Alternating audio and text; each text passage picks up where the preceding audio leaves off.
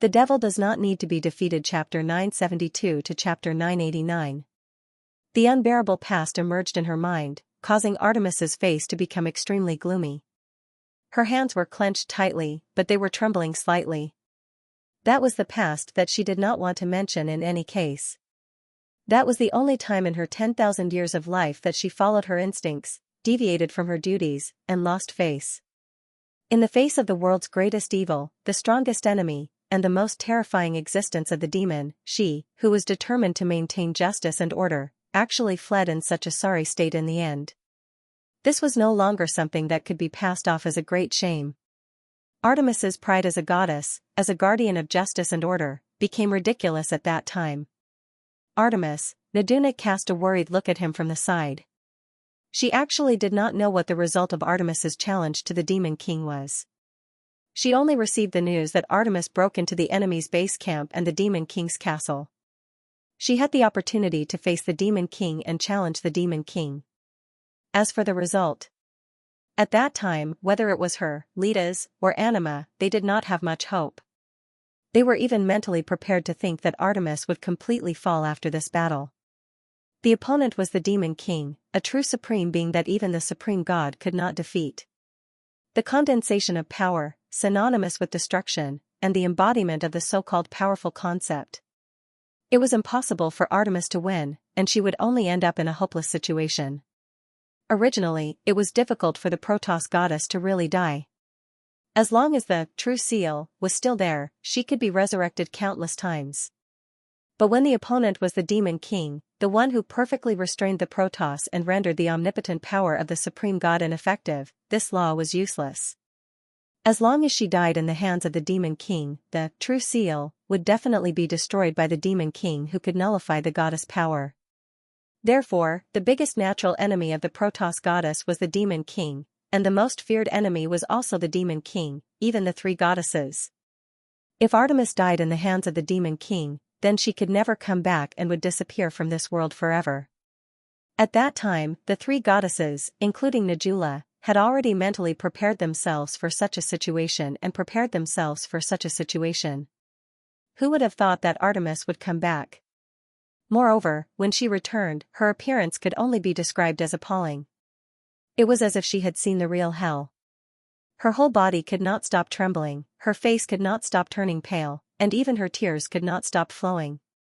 This was definitely not a reaction that the goddess named Artemis should have in her life. And after that, Artemis also seemed to be unable to recover.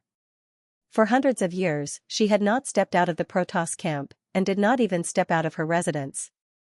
It was not until the hero was summoned again that she came out as if she had hope and something to rely on. This was what Nadura knew.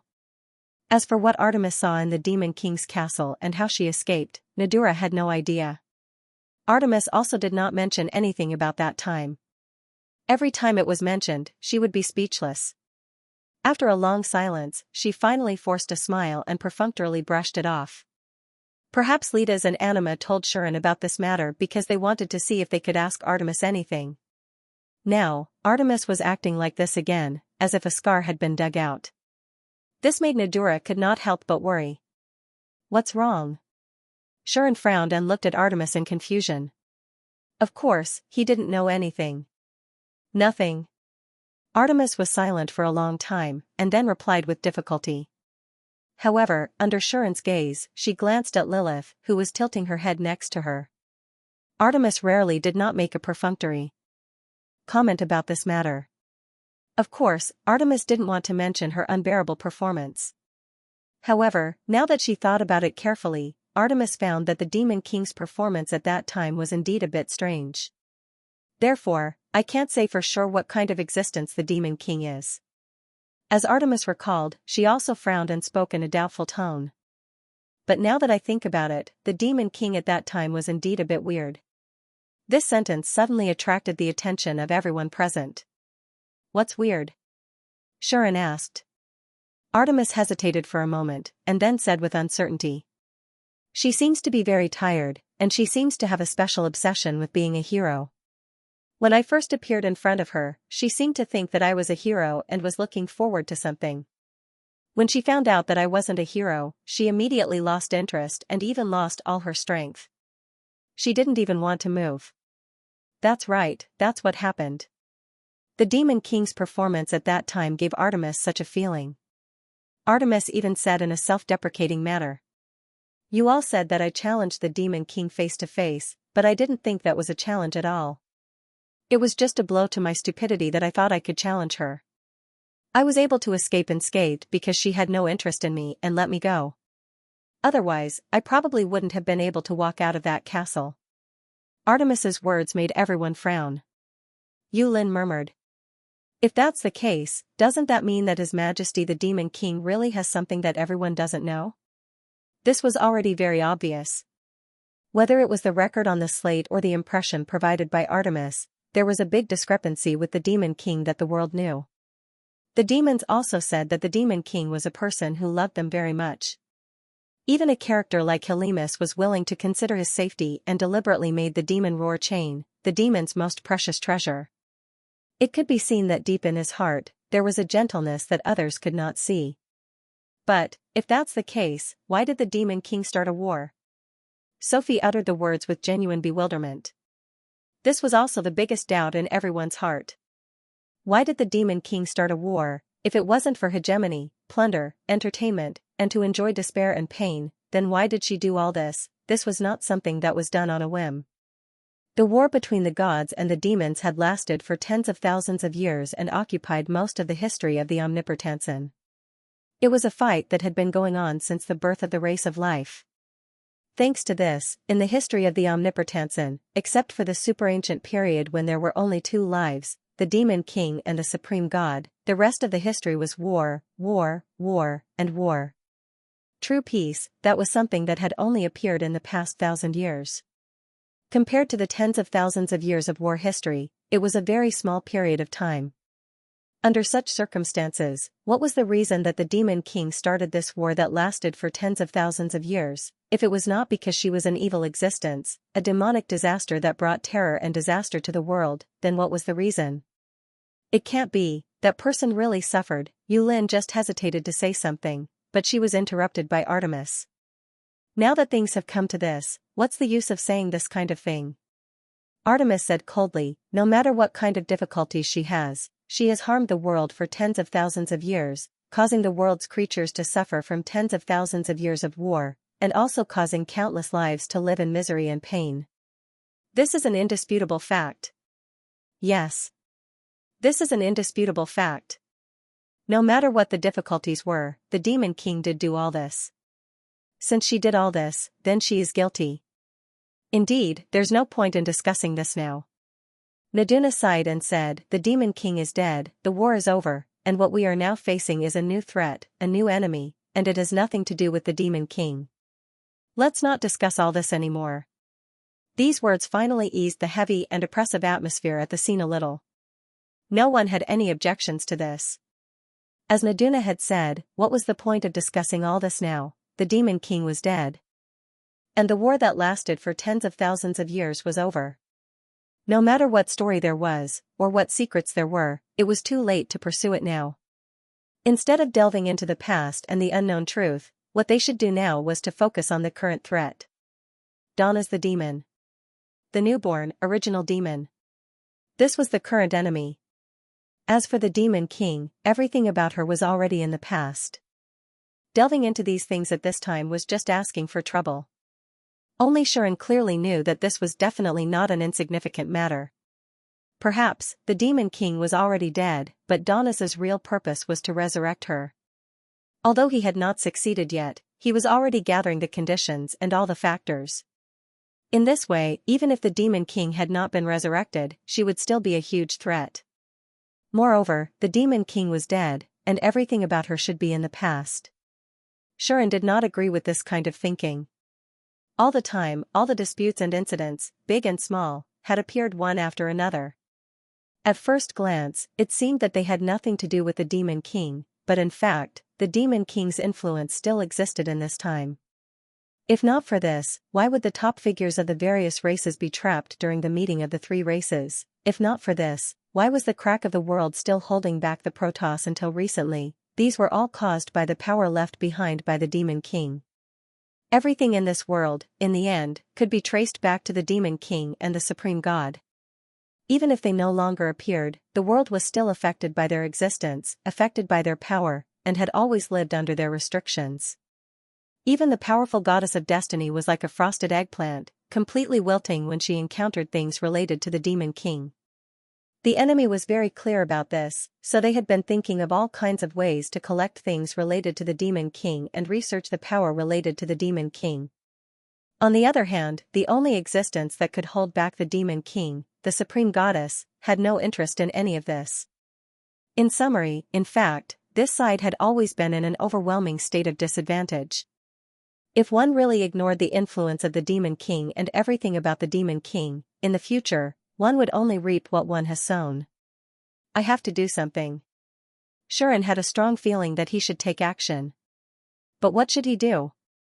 I hope that before the worst happens, I can successfully obtain enough power to face everything. Xian heaved a sigh of relief and hoped for that to happen. The discussion about the Demon King ended without anyone knowing how to proceed. After that, Naduna put away all the stone slabs left behind by the Demon King and asked Sophie to keep them for her. She also instructed her not to let anyone see the contents on them. She was not only worried that people who were not strong enough would have abnormalities because of the power on the stone slabs, but she was also worried that the records on them would cause confusion among the people. The true side of the Demon King was completely different from what the world knew. This side was also full of all kinds of mysteries, and it was very likely to subvert the history of the Omnipotensen, so it could not be easily known by others.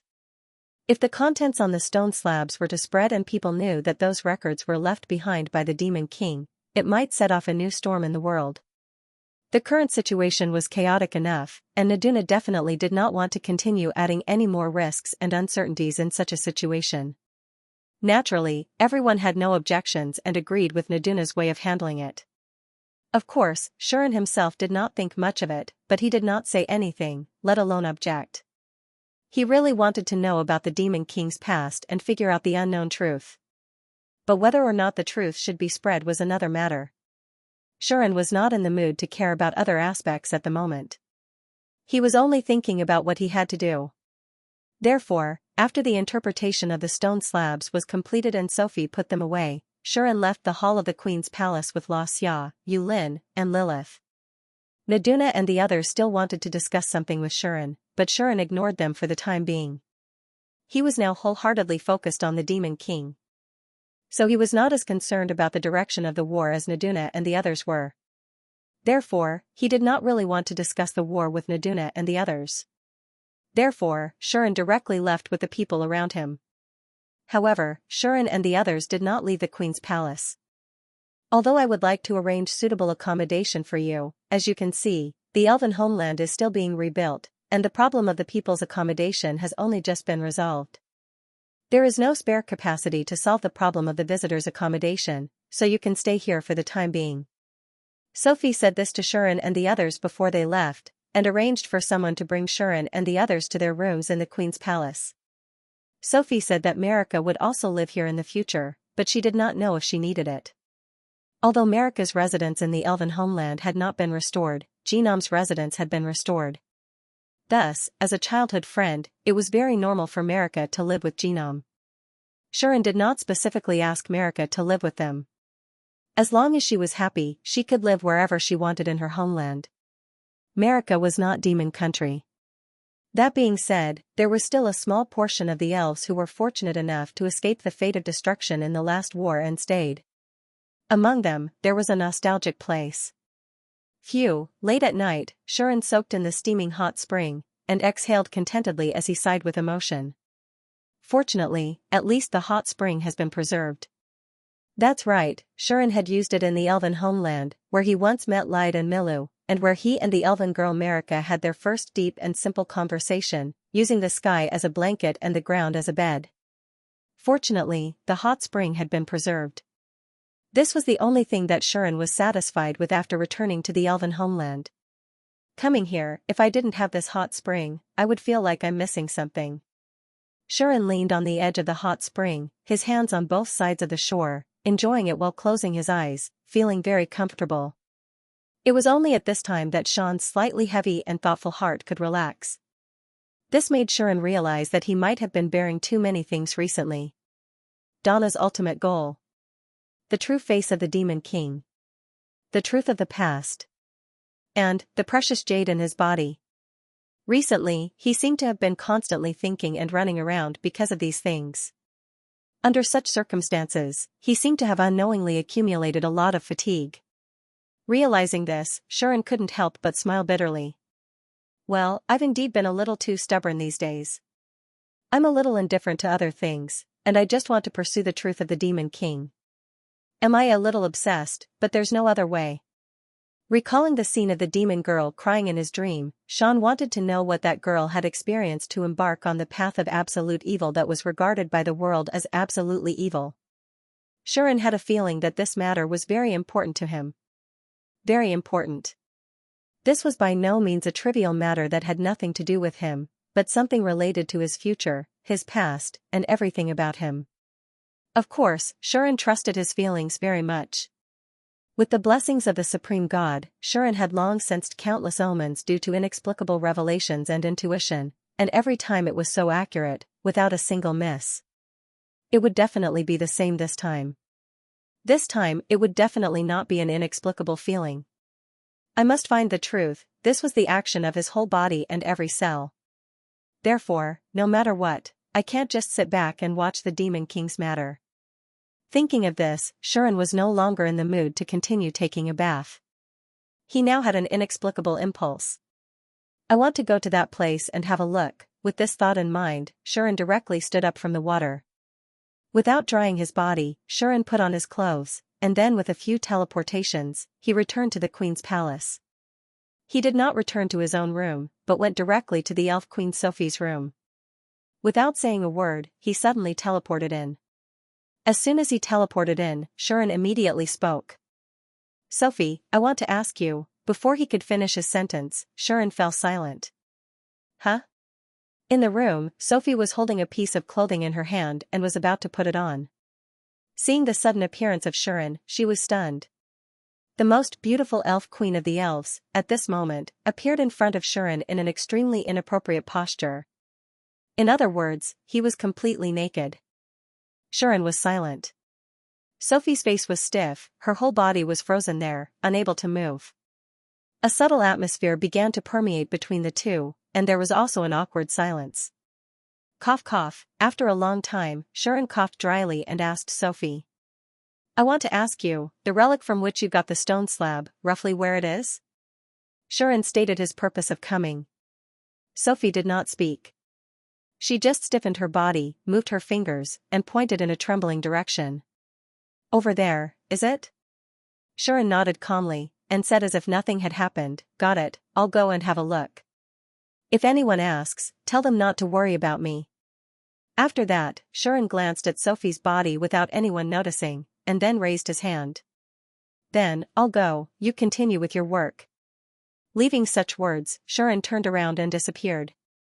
Sophie was still silent, looking at the direction where Sharon left. After a long time, her face turned red. I can't get married. The mosquito-like murmur expressed the complicated feelings of the most beautiful elf queen of the elf clan in a single sentence.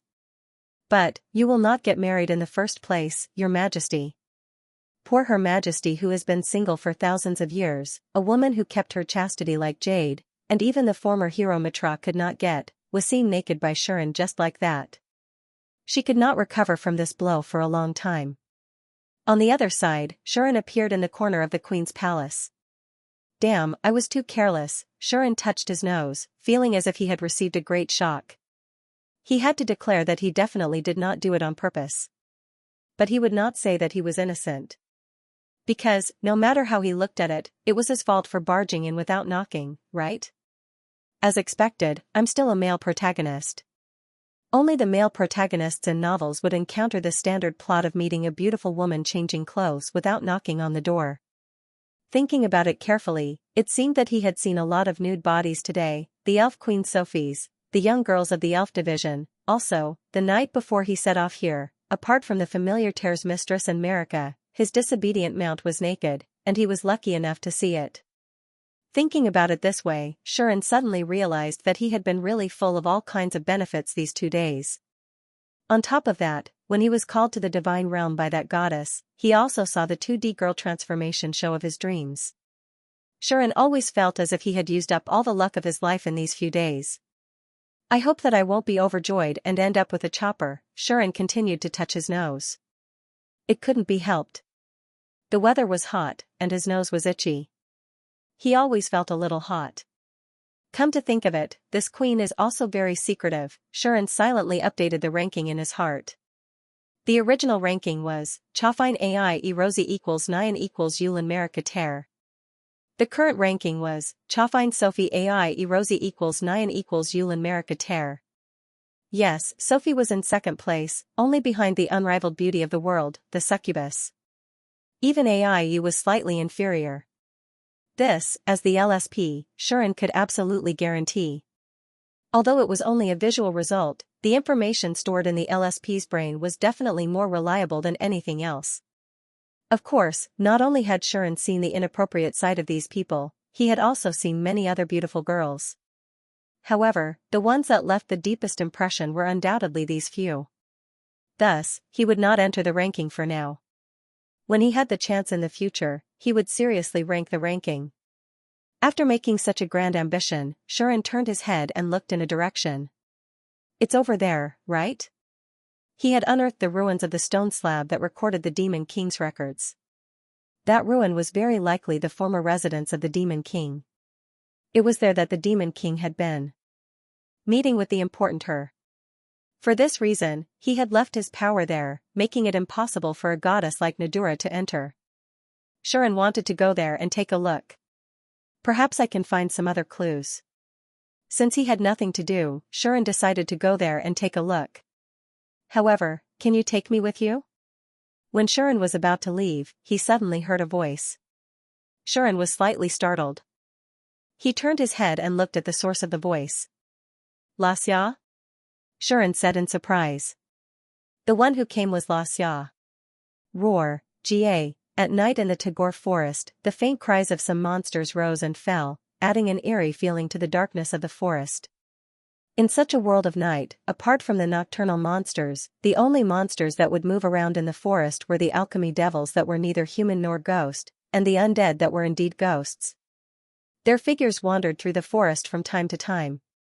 Although it felt like they could be seen everywhere, compared to the daytime, there was still a lot less bloody and killing. As for the movements of the battles, now that night had arrived, it had suddenly weakened a lot. Obviously, in the situation where the monsters needed to rest and the magical beings that commanded the undead also needed to change shifts, the killings at night had greatly reduced. Of course, occasionally, there would still be nocturnal monsters that encountered the alchemy devils and the wandering undead, and it was foreseeable that both sides would fight. Under such circumstances, the Tagore forest at night seemed to have become a completely different world, gloomy and terrifying. It was not until a certain moment when two figures constantly flashed across the air as if they were teleporting that some of the gloomy and terrifying atmosphere was somewhat dispelled. It was a man and a woman. The man was a young man dressed in a noble's attire. The woman was a maid dressed in a servant's attire. At this moment, the young man was hugging the maid and constantly teleporting in the air. Like a ghost that constantly appeared and disappeared, they disappeared on the other side of the forest in the blink of an eye and entered another area. This man and woman duo was naturally Shuren and Xianxia. Shuren carried Xianxia and stopped teleporting at a certain moment, hovering in the air. We're not there yet? Shuren exhaled softly and looked at the monotonous sea of trees below, frowning tightly. There was no doubt that Shuren was heading to the ruins that Sophie had pointed out. After Xianxia expressed that she wanted to go with them, Shuren brought her along and teleported in the direction Sophie had pointed out. However, they still hadn't found any ruins until now. Although I don't know the exact location, Caroline's group was able to make a round trip in such a short period of time. Even if we don't consider the possibility of monsters and monsters obstructing them on the way, they shouldn't have been able to travel that far, right? Why aren't they there yet? Did I miss it? Or did Sophie point us in the wrong direction? Shuren scratched his head with his empty hand and mumbled to himself. It was Xianxia, who had been quietly in Sharon's arms, who spoke calmly at this moment. Vice Captain Caroline said that the ruins were sunk underground by Goddess Nadura and hidden. So, it should be difficult to find them from the air, right? Xiao's words made a lot of sense. Looking down from the sky, one's vision was greatly obstructed by the sea of trees. Add that to the fact that the ruins were sunk underground, and trying to find the entrance from the air was like looking for a needle in a haystack. It would most likely be a futile effort. Moreover, Sharon had been teleporting all this time and would jump a large distance each time. He couldn't be sure if he had missed anything along the way. Then what do we do? Sharon said helplessly. We can't just go down and search slowly, can we? How long would that take? Why don't we go back to the elven homeland and ask Caroline or Genome for the location? This idea arose in Sharon's mind. What? Why don't we go back and ask Sophie? Those who asked this question were either warriors who weren't afraid of death or old men who weren't afraid of embarrassment. In any case, Sharon planned to avoid the Elven Queen for the time being. Since that was the case, it wouldn't be a bad idea to go back and ask Caroline or Genome. But, I don't think there's a need. Xianxia said calmly. Why? Sharon was slightly startled. Xianxia didn't answer. She just raised her head and looked at Sharon's face. Master, please release the demonic roaring chain. This servant girl suddenly made such a request. Release the demonic roaring chain? Sharon was startled again. Then, he came to a realization and said, You want to let the demonic roaring chain lead the way for us? Yes. Xianxia said expressionlessly, You said that the demonic roaring chain might have felt the presence of the precious jade on your body, which was why it betrayed you and took the initiative to recognize you as its master. When you touched those stone slabs, the demonic roaring chain also reacted, so, then, if the demonic roaring chain was released, it might be able to lead Sharon and Sophie to the location of the ruins. After all, according to your interpretation, the Demon King not only exerted his power on the stone slabs, but also on the ruins. If the demonic roaring chain can react to the stone slabs, there's a high chance that it can also react to the ruins and sense the location of the ruins. This was Xiao's suggestion. Okay. Sharon didn't object. He said directly, Let's give it a try. With that, Sharon waved his hand. A chain appeared beside him like a stream of light and swam in the air. Ring. Ring, the chain clashed with each other, emitting a crisp sound. Its whole body was glowing with a faint light, which was pleasing to the eye. After it came out, it seemed to be very happy and kept circling around Sharon. But after a while, the chain suddenly stopped in midair. As if it had sensed something, it darted into the distance. This is... Sharon was slightly startled, and then his eyes lit up. It seems to be a success. Xianxia stared in the direction where the chain disappeared without saying anything. She just glanced at Sharon. Sharon immediately understood. Let's go. Let's keep up. Sharon tightened his arms around the maid's delicate body. He disappeared in midair and flashed in the direction where the demonic roaring chain disappeared. Just like that, the demonic roaring chain kept flying in front while Sharon and Xianxia followed closely behind. They flew for a distance. After about a few minutes, the demonic roaring chain stopped flying forward. It suddenly made a turn and darted into the sea of trees, disappearing from Sharon's sight. Before Sharon could react, there was an explosion in the sea of trees below. Sharon quickly stopped teleporting and stopped with Xianxia at the place where the demonic roaring chain was darting down. Right here? Sharon muttered in a low voice, but he was sure. Not only Sharon, but even Xianxia was sure. It's the same feeling as when I saw the stone slab, Xianxia looked down with flickering eyes. Let's go down and have a look. Sharon did not hesitate for long. He took Xianxia and descended into the sea of trees below. Rustle. Amidst the rustling of leaves and branches, Sharon and Xianxia passed through the lush trees and landed in a forest. In a corner here, there was a rock that seemed to have been smashed. Its fragments were scattered around, and there was even smoke and dust that had yet to dissipate. Sharon saw at a glance that this was the doing of the demonic roaring chain. Because, that is the entrance to the ruins, right? The direction that Sean was pointing at was the place where a lot of rock fragments were scattered. At the place where the rock fragments had fallen, a tunnel leading underground had appeared. The tunnel was pitch black and oppressive. The air that flowed out seemed to carry traces of mysterious magical undulations, causing Shuren to stare fixedly at it. Xianxia did the same. The mysterious mana fluctuations that the two of them felt now were exactly the same as the mana fluctuations of the stone slabs that they had seen today. This was enough to explain a lot of things. Shuren said as he looked at the entrance to the ruins. I'm afraid that there's a boundary set up by Nadura here. Even if ordinary people come here, they won't be able to find the entrance or the ruins. Only people like Caroline, Jenim, and the others, who clearly knew where the ruins were and had been entrusted by Naduna with a way to pass through the barrier, could come into contact with the entrance to the ruins. Unfortunately, the demonic roaring chain seemed to have destroyed the boundary along with the rock that had been pressing down on the entrance. What a self-assertive chain. Whether it's betraying the original owner or acting recklessly without the permission of the current owner, it's just causing trouble for others. Shuren wanted to throw the chain away. Even if the chain was quite powerful, if it acted on its own like this and left the user's control, he would have to think carefully about whether or not he should continue using it. If it were anyone else, they might not be able to bear to part with it. Due to their great power, they would have to accommodate it. But Shuren didn't need that. He already had the best and strongest weapon in the world. He didn't need this supreme treasure of the demons at all. Compared to the holy sword, all treasures paled in comparison. At least, that was the case for Shuren. His holy sword was already more powerful than the holy swords of the past heroes. Even Mitra couldn't compare. Perhaps many of the past heroes' holy swords couldn't compare to the demonic roaring chain, but Shuren's holy sword was definitely more valuable than the demonic roaring chain. Especially now that it was undergoing a transformation. After the transformation, the only treasures that could compare to Shuren's holy sword would probably be the Demon King's Jade and the Goddess Jade. Thus, Shuren immediately made a decision. When I transcend, I'll throw this chain away. As for now, he would temporarily use it to avoid interrupting the holy sword and his transformation. While Shuren made up his mind, Xianxia just quietly looked at the entrance of the ruins. What's wrong? Shuren noticed this and asked doubtfully. Nothing.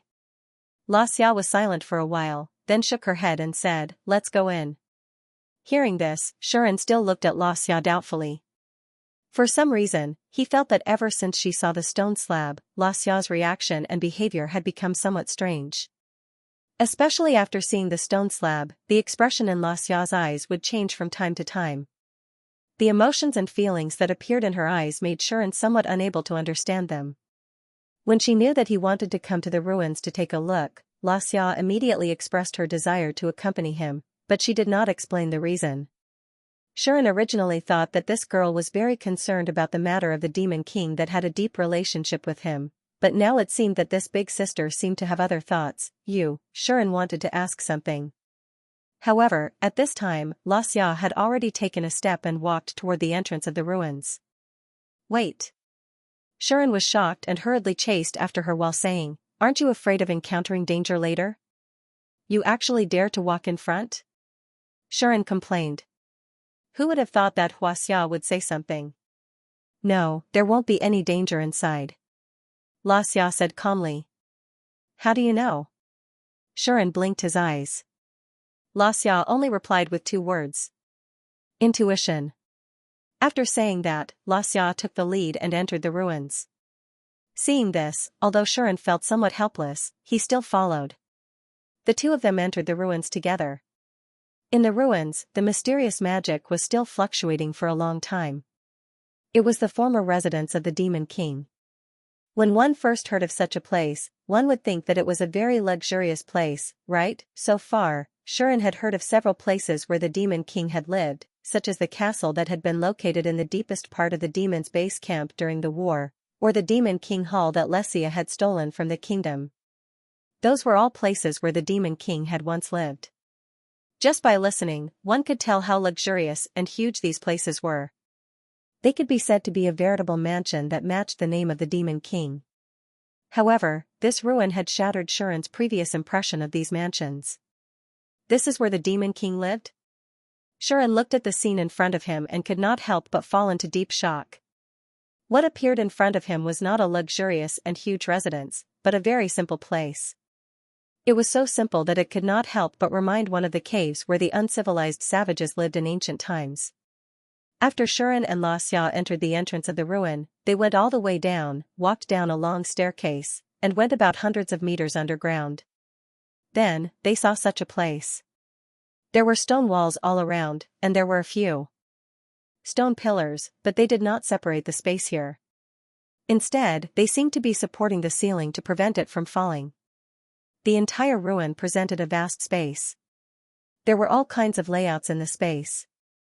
For example, there were stone tables and stone chairs in the corners, and there was a stone bed near the wall. Other than that, there was almost nothing here.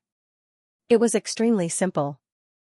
Although it allowed people to see traces of life in this place, there was no doubt that no one would believe that there was a demon king who could destroy the world with a wave of his hand in such a place. At least, Shuren stood at the entrance and was speechless for a long time. He could not believe that the demon king had once lived here. Xianxia was also silent. Her eyes were fixed on the interior of the ruin, and no one knew what she was thinking about. In the ruins, the demonic roaring chain was like a swimming dragon, constantly roaming around. It seemed to be very happy, as if it had returned to its home. It danced cheerfully. Shuren did not pay attention to the chain that often went off track. He stepped into the space of the ruin and looked around. So did Xianxia. She walked back and forth in the ruin, patrolling the space. Neither of them spoke, and they just observed the ruin through the darkness. However, the two of them did not discover anything. It was as if they had mistakenly entered the tomb of an ancient person. They did not even see anything decent. Shuren found that in a corner of the ruin, there was a stone wall that seemed to have been knocked down, and it was in a somewhat damaged state.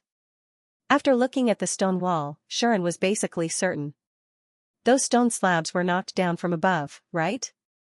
The material of the stone wall was the same as the stone slabs that had been brought to the elven homeland to record the demon king's deeds. Shuren was certain that the demon king had taken the stone slabs from this stone wall and used them as practice boards for writing, or as notepads for recording. He had then piled them up in this corner. The elven royalty who had entered this place had found the stone slabs in this way.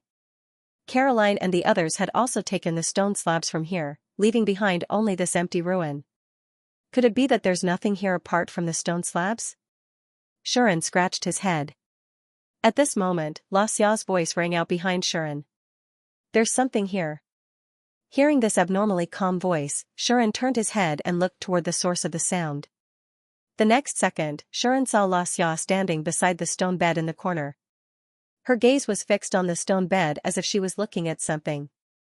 There's something here?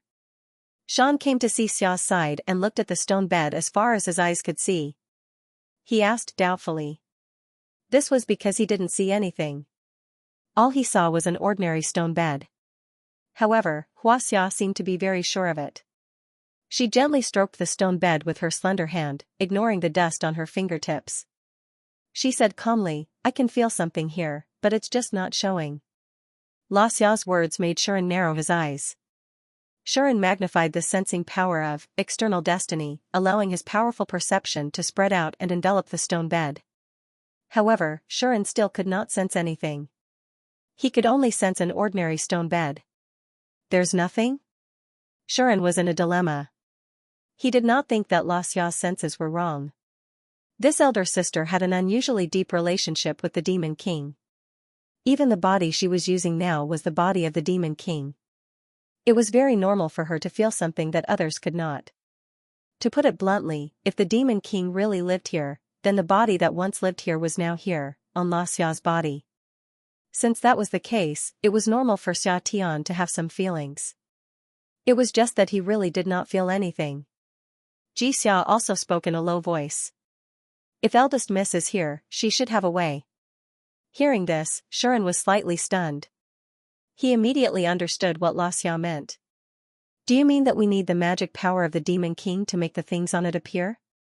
Shuren asked Xia. It should be. Xia responded faintly. She did not make a definite answer, but it was enough. Shuren also felt the same. If he wanted to make the things on the stone bed appear, he was afraid that he would have to use the magic power of the Demon King. And Xianxia was a magical life created by the people of the old demons to collect the remaining magic power of the Demon King after his death. In other words, Xianxia's magic power was at least of the same nature as the Demon King. But the problem was that Xianxia was not here. This is troublesome. Shuren sighed. However, Xianxia turned to Shuren. If it's a precious jade, it should be easy to open the things on it. Xiao's reminder made Shuren react. Yes, he still had the Demon King's precious jade in his body. That was the origin of the Demon King, where his essence was, the condensation of his concept. The power on it was undoubtedly the power of the Demon King. Thinking of this, Shuren sank his consciousness and looked inside his body. He found the red precious jade that surrounded the holy sword. The precious jade was still bathed in the red light, but the light seemed to be much brighter and stronger than before, giving Shuren a feeling that it was about to be awakened. The holy wave emitted by the holy sword became stronger and stronger. The holy power also integrated into his internal organs and every part of his body. It made Shuren feel like he was about to be reborn. The transformation of transcendence was proceeding smoothly. The power hidden in his body was also awakening smoothly. Everything was progressing in an orderly manner, and he was gradually moving towards evolution, achieving his own transcendence. Soon. Shuren had such a feeling. Unfortunately, now was not the time to pay attention to this. Shuren focused his consciousness on the red precious jade and was troubled for a while. How should I make it come out? Or lend me some magical power? For a moment, Shuren did not know what to do. However, a situation that surprised Shuren happened in the next second. Buzz. He saw that the red precious jade seemed to sense Shuren's existence, Shuren's will, and Shuren's wish. It trembled slightly. Immediately after, it released a magical power, which spread throughout Shuren's body and burst out. Bang! In the ruins, in front of the stone bed in the corner, Shuren, who had closed his eyes at some point, suddenly burned with a magical power. Xianxia was shocked by the sudden appearance of the magical power, but her eyes were filled with the most intense ripples so far. At this moment, the magical power that was burning from Shuren's body was not his own magical power. It was a magical power that was darker than the darkness, deeper than the abyss, more dazzling than the night sky, and more magnificent than the universe. The mana clearly wasn't very powerful, but it gave off a feeling of looking down on the world. It was as if the entire world should submit to this power, causing the atmosphere to tremble. In the ruins, the mysterious magical wave that had been floating around began to react as if it had seen its mother. The magical roaring chain that had been wandering in the ruins also suddenly stopped and scurried over joyfully. It directly entered Shuren's body and returned to his body. Shuren opened his eyes and looked at his hands with a face full of surprise. He could feel a burst of magical power bursting out of his body, but he did not feel anything strange at all.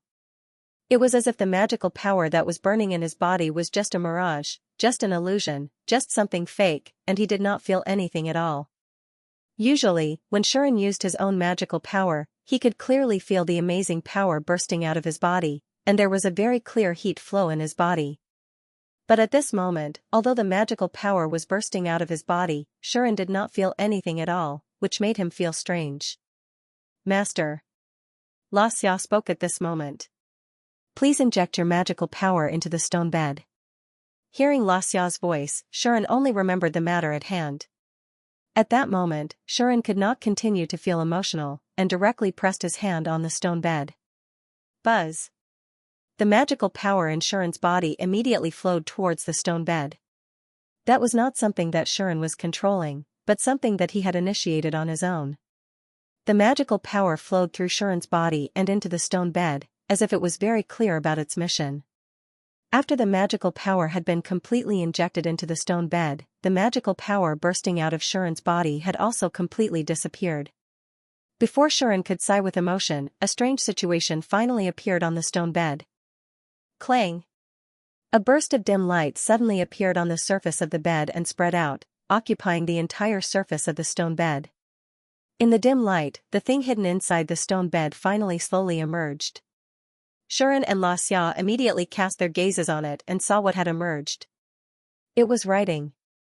It was the same writing from another world as the stone slabs that Caroline and the others had brought back to the elven homeland.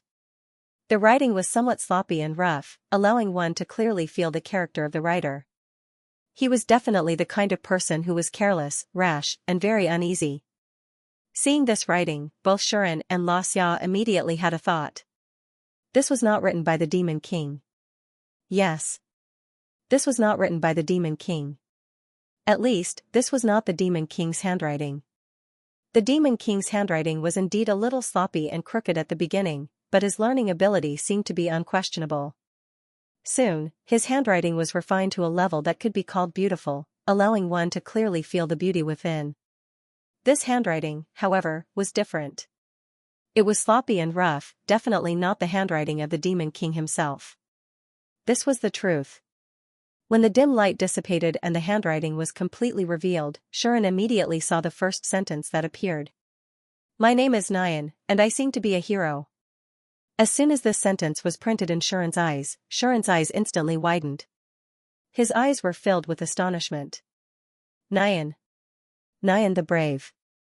This was a name that only a few existences who stood at the top of the world knew. The first brave. The goddess Xian had the exact same name as her, but her name was also because of this first-generation hero. When she was summoned to this world, even the goddess of fate, Lydas, had yet to be born.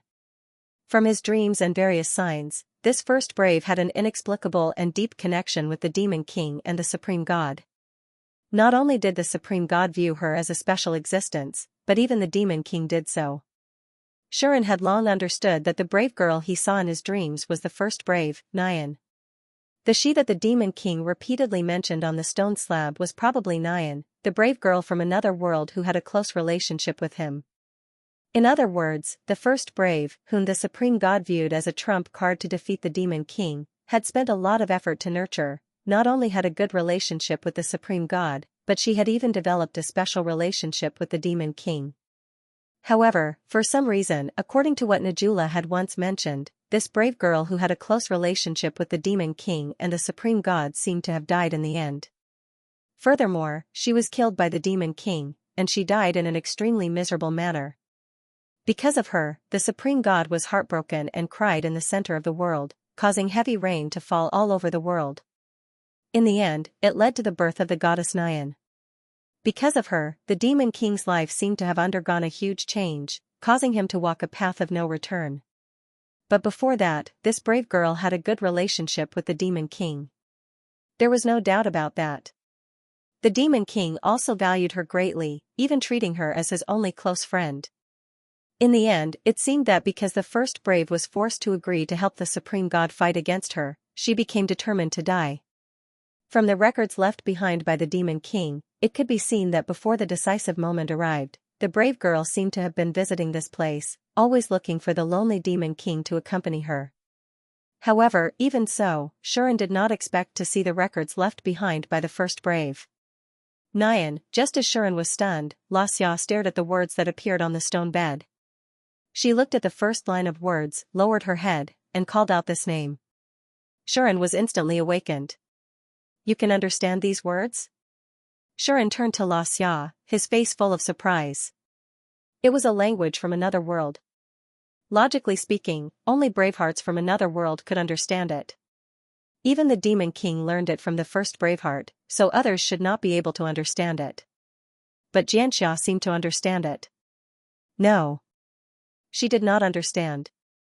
I just vaguely feel that I can understand the meaning of these words. Xianxia said this in a low voice. Her attitude seemed a little strange. Because she lowered her head, Sean could not see her expression and eyes at this moment. Are you okay? Sean was inexplicably worried, and couldn't help but ask. I'm fine. Xianxia was silent for a long time before she replied, let's take a look at what's written on it. Hearing this, although Shuren was still worried about Xiaoxia's condition, he was also very concerned about the records that appeared on the stone bed. Moreover, Shuren did not know if it was his imagination, but he felt that the handwriting on the stone bed was very familiar. It was as if he had seen this handwriting often in the past. There was a sense of familiarity and even intimacy that went deep into his bones.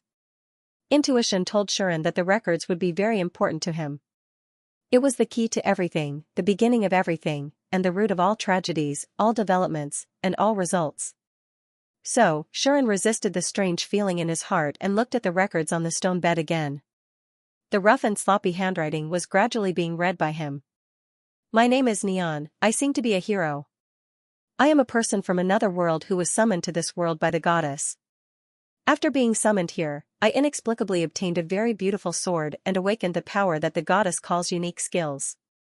It is said that I can achieve the fastest growth, allowing me to become a hero who can crusade against the Demon King in a very short period of time. To be honest, I don't really understand what the goddess said, and I can't understand why I have to crusade against the Demon King. At first, I thought that the Demon King was a bad person, but by chance, I met that child and became friends with her. In the end, I finally understood that she was just a child who was afraid of loneliness and needed someone to accompany her and love her. The goddess told me that such a child has the power to destroy the world, and has been chasing her and destroying the world she created, so she must be destroyed. But I really don't want to believe that such a child who looks about the same age as me would be one of those vicious people. Of course, I know that the child is strong, very strong. Even if I use the sword in my hand, I would probably be killed by her in an instant. But, she may be strong, or dangerous, but I don't want to kill her at all. Why must you kill her? Even if she is a bad person, I don't want to kill her. I am just an ordinary person, a child born in an ordinary family. I am neither a hero nor the embodiment of justice, and yet I am suddenly called into such a world and told that I must use the unbelievably beautiful sword in my hand to kill people. How can I do that? The goddess said that this is my mission, something that a hero should do, but I don't understand, and I don't want to understand. I only know that every time I think about killing, I feel very afraid, so afraid that I wake up every night. She said that this is my destiny, something that I should do as a hero. I really want to go home, I want to see my parents, I want to eat snacks, watch TV, play with my friends, even if I have to go to classes that I hate. It's better than staying in this world with nothing, living in fear every day, not knowing when I will have to kill people. Omnis is a good person, and she is also very beautiful. Claudia is also a good person, and she is as beautiful as Omnis. But they have an irresolvable conflict, and even dragged me into it. I treat them all as important friends, but I really don't want to kill anyone, let alone that child. I don't like this world either, even if it is a world that Omnis created, a world that Claudia has always been seeking. It does not belong to me. I want to go back. I want to go back. Really? I have had enough of this situation. I dare not tell these thoughts to those two, because they will not allow me to leave. They are both good people, and I don't hate them, but they both need me, and they both force me to do things that I don't like, making it hard for me to breathe. So, I write these words here, and use the power that the child gave me as insurance, so that no one else can see it. If, one day, someone discovers and sees these words I left behind, or even those two people discover and see these words I left behind, then I sincerely hope that by that time, your conflict will have been resolved. And I, by then, hope that I have returned to my own home, and can use my own name, and not the name that this goddess gave me. I am Nin. But, I am also Xiaohui. The writing on the stone bed stopped here. After reading the last paragraph, Shuren's eyes could not leave the last two words. Xiaohui. Xiaohui. Dong dong, his heartbeat suddenly accelerated. Shuren stared closely at the last name, and his heartbeat kept accelerating, becoming more and more violent and stronger. Such a violent and powerful heartbeat even made Shuren feel pain. Ugh. Shuren suddenly grabbed his chest and breathed heavily. His heart was burning. His head was boiling as if it was burning.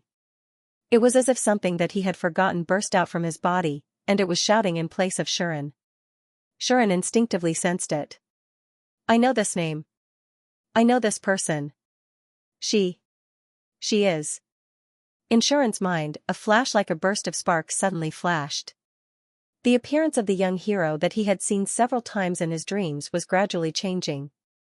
Specifically, it was becoming more mature. From the appearance of a young girl, the hero's time seemed to be accelerated, and she gradually turned into a young married woman. The young married woman looked very charming, but she looked like a child who couldn't grow up, and she had a mischievous smile on her face. Soon after, the young lady opened her mouth and called out as if she was talking to Sean. "Son." At this moment, Sean felt a sharp pain in his brain, as if the nerves in his brain had been burnt. "Ugh. Ah." Sharon hugged his head and squatted on the ground. "Master." Beside him, Xianxia finally noticed Sharon's abnormality. Her expression changed, and she squatted down abruptly to support Sharon. "Master. What's wrong?" Only then did Xia's voice carry a hint of panic and surprise. This was a rare scene in the past. Unfortunately, Sharon couldn't care less about this. Huff. Huff, Sharon panted violently.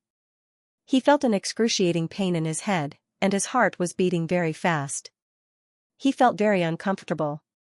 If it weren't for the last bit of rationality left in him, Sean would have rolled on the ground. Uncomfortable, extremely uncomfortable. Ah! Finally, Sharon couldn't help but roar, and the magic power in his body suddenly boiled at this moment. Boom! Shocking magic power shot up into the sky from Sharon's body, and it was like a wave of air that blew away everything around it. Cough. Caught off guard, Xianxia was blown away by the wave of magic power. She crashed into the rock wall and coughed out all the air in her chest. Rumble, the entire ruins began to shake and tremble violently under the sweeping of the astonishing magic power.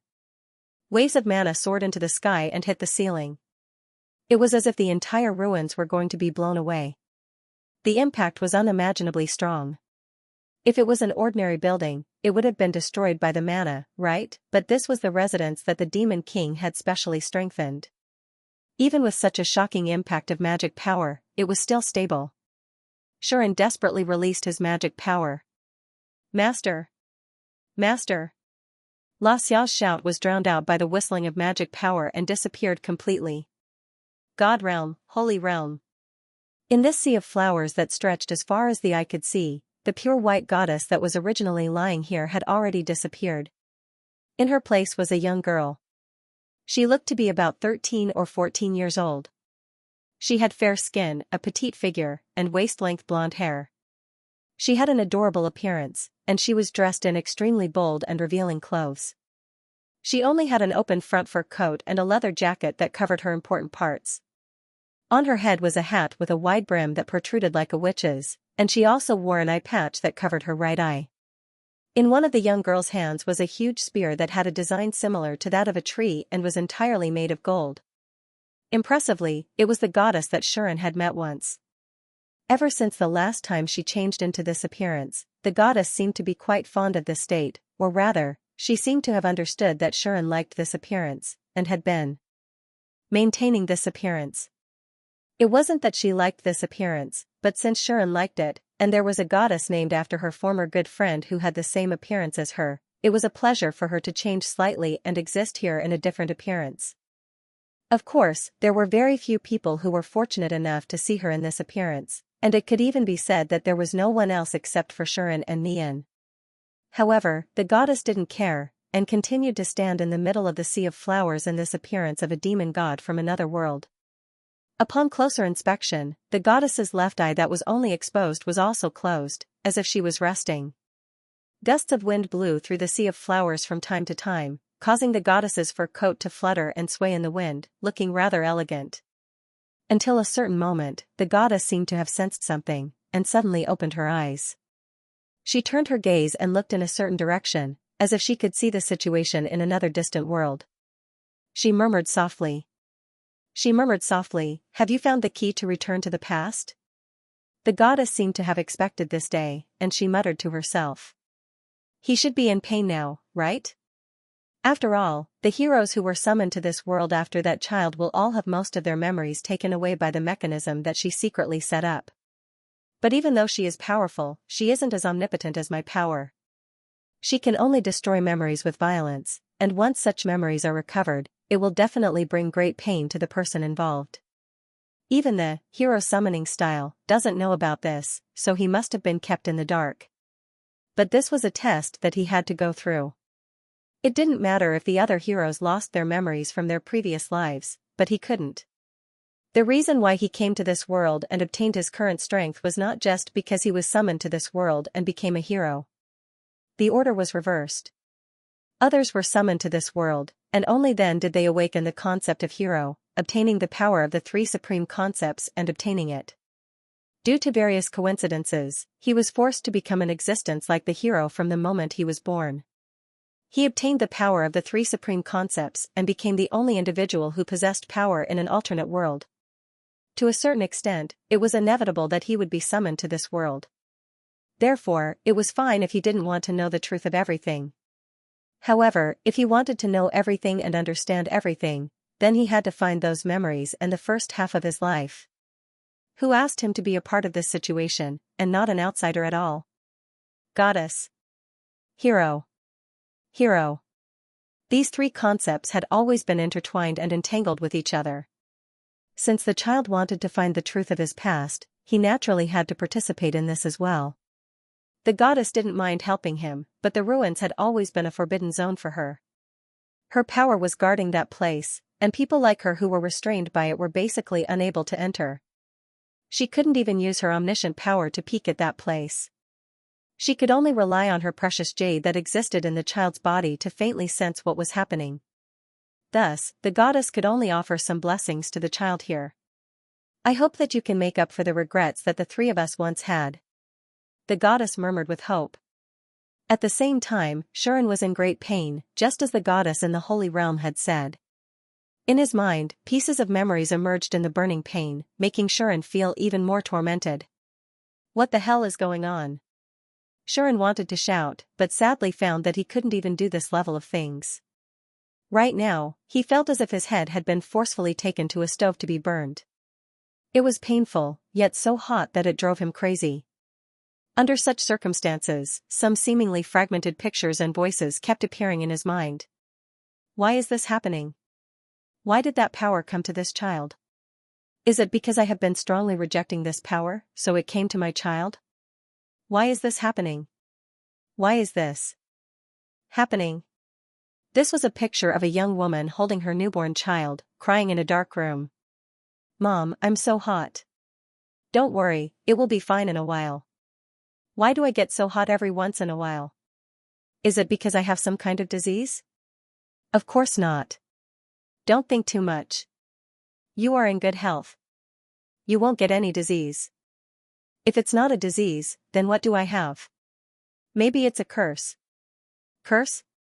Yes, a curse, the curse that my useless mother left for you. This was a scene of a young woman taking care of a little boy lying on a bed while speaking with a sorrowful voice and expression. Come here. I don't. I'm not wrong. You still say you're not wrong? Don't you see what you've done to him? I said I didn't. I just pushed him gently. And he flew out by himself. Didn't I tell you many times that you're not allowed to play with other kids, and you're not allowed to fight with others? Why? Is it really like what those people said? Because I'm a monster. You're not a monster. Then what am I? You're my son. Always will be. This was the young woman lecturing her son, who was gradually growing up. At the end of the lecture, it turned into a scene of tears. Along with these images, the young woman's advice from a young age began to appear in Shuren's mind. Remember, you are different from others. There is something in your body that others do not. If you don't pay attention, not only will you hurt others, but you will also hurt yourself. You may not be able to control this power now, but it doesn't matter. This power has no ill intentions towards you, so you can't let it do as it pleases. You must suppress it and reject it so that it will settle down. When you get used to it, this power will fall asleep, just like I did in the beginning. It will be very difficult to wake up. If one day you awaken this power, you must control it. This is a power that can turn the world upside down. You must use it properly, understand? The young woman's advice was so clear, so clear. At that time, Shuren finally remembered how serious her expression was. Why did he forget? Why did he only think of such an important matter now? Shuren hit his head hard, not because he was upset, but because he remembered something important. Yes. Yes, that's my mother, so, she is, so, I am. The clues in his mind gradually connected, and finally led to a truth that shocked and even made Shuren feel absurd. Xiao Hui, this name became the key for Shuren to find the past, the key to everything. Then, a final image flashed in Shuren's mind. It was a wish that the young woman unintentionally muttered one night under the stars. If there is a chance, I really want to see those two again. This wish, this image, became the last memory that flashed in Shuren's mind. Unknowingly, Shuren's somewhat painful cry stopped. The magic that burned from his body also gradually subsided. The airwaves gradually dissipated. The inside of the ruins gradually calmed down. Huff, huff, Shuren knelt in the middle of the ruins, holding his head and panting. His eyes flashed with shock, silence, and complicated emotions. Master, a figure staggered toward Shuren. Shuren seemed to remember something. He quickly turned his head, looked at the source of the sound, and saw his little maid. Hu Xia's body was covered in black ash. His body was a little unstable, and he staggered as he walked. He looked very wretched. La Xia. Shuren reacted, ignoring his heart that had not fully calmed down and his faintly burning head. He got up and walked in the direction of La Xia. Wu, Hua Xia's figure swayed, and his feet trembled as he threw himself forward. Shan hurriedly stretched out his hand, just in time to catch Xia, who threw herself into his arms. Celestial breath. In the next second, Shuren did not hesitate to use the celestial healing magic, so that starlight shone from his body and shone on La Xia's body. Are you okay? Shuren said with some guilt while healing La Xia. I'm sorry, I got you into trouble. A bitter expression appeared on Shuren's face. La Xia slowly breathed a sigh of relief, as if she was much better. She raised her head and looked at Shuren. What happened? La Xia asked seriously. However, Shuren had a complicated expression when he heard this. Thinking of everything that had just appeared in his mind, Shuren sighed. It's okay, I just remembered some things from the past, said Shuren. Things from the past? La Xia was slightly stunned. Yes. Shuren nodded and said with an inexplicable sigh, although I haven't remembered everything, I seem to have remembered the most important parts. No, not only did he remember, but he also connected the past and the current events together, and finally found some truth. Even the past that he had forgotten once, and some of the mysteries that had puzzled him for the first half of his life, were solved. Therefore, Shuren felt unusually complicated. Let's go back first. Shuren shook his head at La Xia, who wanted to say something but said so. I also need to sort out my thoughts. No matter what, things had developed to this point, and the truth and answer he got had to a certain extent far exceeded Shuren's imagination.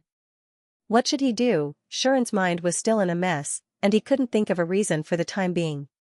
But he knew that he had to think about it carefully and sort out his thoughts. In order to make up for the obvious, biggest regret in this life that couldn't be hidden for long. The long night was not over yet. Tonight, there would be many people who would not be able to sleep. Shuren could not fall asleep. La Xia could not fall asleep. Of course, Sophie and the others could not fall asleep so easily either. Even if they did not know what Shuren had experienced in the ruins, the contents of the stone slabs that he brought back were enough to keep many people awake at night. That night, the hometown of elves passed in a relatively peaceful yet not very peaceful state. At the same time, in a corner of the world, someone was still awake. Did the hero bring the item into the hometown of elves? Donas received the news from his subordinates and could not help but raise his brows. Beside him, the concubine was also present. At this moment, the two of them were at the bottom of a bottomless abyss. At the bottom of the abyss, an extremely complicated magic formation was slowly rotating as if it was collecting moonlight, emitting a faint mysterious aura. The concubine sat in the center of the magic formation. Donna sat on a huge rock at the side, bathing in the moonlight while activating several magic formations to collect some information. It was obviously a magic formation used to communicate with the new members of the primordial demons. So, Donna's had already obtained the information he wanted, and also the information he did not want. Sitting in the center of the huge magic formation, the concubine opened her eyes. Have you found the item? The concubine looked at Donna's. Ah, that's about right. Donnas did not care about the magic formation in front of him, and said thoughtfully, after some estimation, I was very sure that the item we wanted was in Tagore Forest. So, when the people below mentioned that the elves were doing something sneaky, I already guessed that the goddess of nature or the elven queen knew something and wanted to get the item before me. Because of this, Donnas ordered the magical beings in Tagore Forest to pay close attention to the team led by Caroline. Originally, Donnas wanted to let Caroline and the others act and help him bring the item out before intercepting them. Thus, it was not a coincidence that Caroline and the others were chased by the army of magical beings and the army of the undead on their way back to the hometown of elves. All of this had been planned by Donnas. It was just that, I didn't expect that hero to come out and interfere, and coincidentally encounter this matter and ruin my plan. Is this the miraculous fate and blessing that the Supreme God's blessing gave him? Donnas squinted his eyes and chuckled while sitting on the rock. On the contrary, the concubine noticed another piece of news that she had to pay attention to. So, the hero is not in the kingdom's capital, but in the hometown of elves? The concubine eyes flickered. As if sensing something, Donnas turned to the concubine. What? You want to do? Donnas seemed to have seen through the consort's thoughts and said casually, if that's your wish, then I don't mind cooperating with you. However, even if we attack the kingdom, there won't be any progress in our plan. Hearing this, the concubine. Donnas, seeing this, Donnas he could, Donnas. The Protoss and the humans must think that we don't dare to attack the kingdom because we are afraid of the hero, Shurin. Little do they know that we don't attack the kingdom because the kingdom doesn't have what we want. The thing we want has a long history. It might be in the Ragnar Empire, the magic nation of Rarabe, or it might be in other forces or races. But it won't be in the Mitra kingdom, which has only 1,000 years of history and was only established after the death of the demon king. Of course, the Mitra kingdom is a kingdom established by the hero who defeated the demon king. Maybe the royal family really has something we need. But the demon king's legacy that was accepted by Mitra was stolen by our demon king 10 years ago. The possibility of the royal family having anything related to the demon king is not very high. However, it has already become the headquarters of the goddesses who remain in the human world. In fact, it has even become the human race's current base of operations. Even the heroes are stationed there. If we attack that place, not only will we not gain anything, but we will also face great risks. The gains will not make up for the losses. In summary, we decided not to attack the Mitra kingdom. You agreed at the time, right? Donnas spoke with such confidence that the concubine could no longer remain silent. I did agree at the time. The concubine took a deep breath and said calmly, don't worry. I'm different from Mara. I won't blindly hate that kingdom or the descendants of the hero. Since we can't attack it, we won't attack it. The concubine's words were met with a meaningful look from Donnas. Indeed, the concubine was different from Mara. She didn't hate everything related to the hero unilaterally and feel unforgivable. But it was also not Mara who became a great spirit of death. It was the concubine in front of him. What were the basic requirements to become a great spirit of death? That was, before they died, they had a lot of negative emotions. In other words, it was impossible for the concubine to not have any hatred towards that kingdom. She wasn't as extreme as Mara. It was only because the negative emotion that made her great spirit of death was not hatred but pain. Since she was in so much pain before her death, she definitely had some complaints about that kingdom. Otherwise, she wouldn't have used necromancy to awaken Mitra, nor would she want to attack that kingdom. Perhaps her goal wasn't to completely destroy the kingdom, but she definitely wanted to vent something to the kingdom. Donna saw through this. But of course, he wouldn't say anything about it. At the end of the day, he and the concubine were only partners. She had helped him a lot. Since that was the case, he would allow her to do as much as he could. He wouldn't stop her from doing what she truly wanted to do. At most, he would give her some advice when he felt it was inappropriate. Fortunately, the concubine had always been easy to talk to and rational. She wouldn't do anything out of her own selfishness. From this point of view, Mara was much worse than her. Both of them had heavy personal grudges and were easily out of control. Therefore, Donnas treated Mara as a chess piece that could be used. He was no different from the traitors of the other races that he had convinced. On the other hand, Donnas treated the concubine as a true partner. Working with the concubine was definitely more comfortable and interesting than working with Mara. Because of this, Donnas softened his tone and spoke in a gentle voice. When we achieve our final goal, we will give Mitra the greatest mockery. So, you don't have to be so anxious. Hearing Donna's words, the concubine's expression relaxed. Donna's words made sense. What was their final goal? To resurrect the Demon King. And who was the Demon King being suppressed by? The brave Mitra. If that was the case, when they successfully resurrected the Demon King, it would be the greatest mockery to Mitra. It would also be the biggest blow to the Mitra kingdom. This might be the concubine's goal of resurrecting the Demon King. But it wasn't easy. Since the thing really appeared in the Tagore forest and was brought into the elven homeland by that brave man, doesn't that mean we can't get it? The concubine furrowed her brows. No, it's better to say that this is exactly what I want. Donnas denied the concubine's statement. The reason was simple. Since the brave man appeared in the elven homeland, it's very likely that he brought another Demon King with him. Donnas curled his lips and smiled. The thing we want is actually gathered together. This is definitely not a bad thing for us. The concubine understood what Donnas meant. Do you want to attack the elven homeland again? The concubine raised her brows and looked at Donnas. Why not? Last time, the two of us worked together, but we failed to take down the elven homeland and obtain what we wanted. Now that the thing has appeared, and the Demon King's elemental body is among them, there's nothing wrong with taking action again. Donnas did not mince his words. Have you thought it through?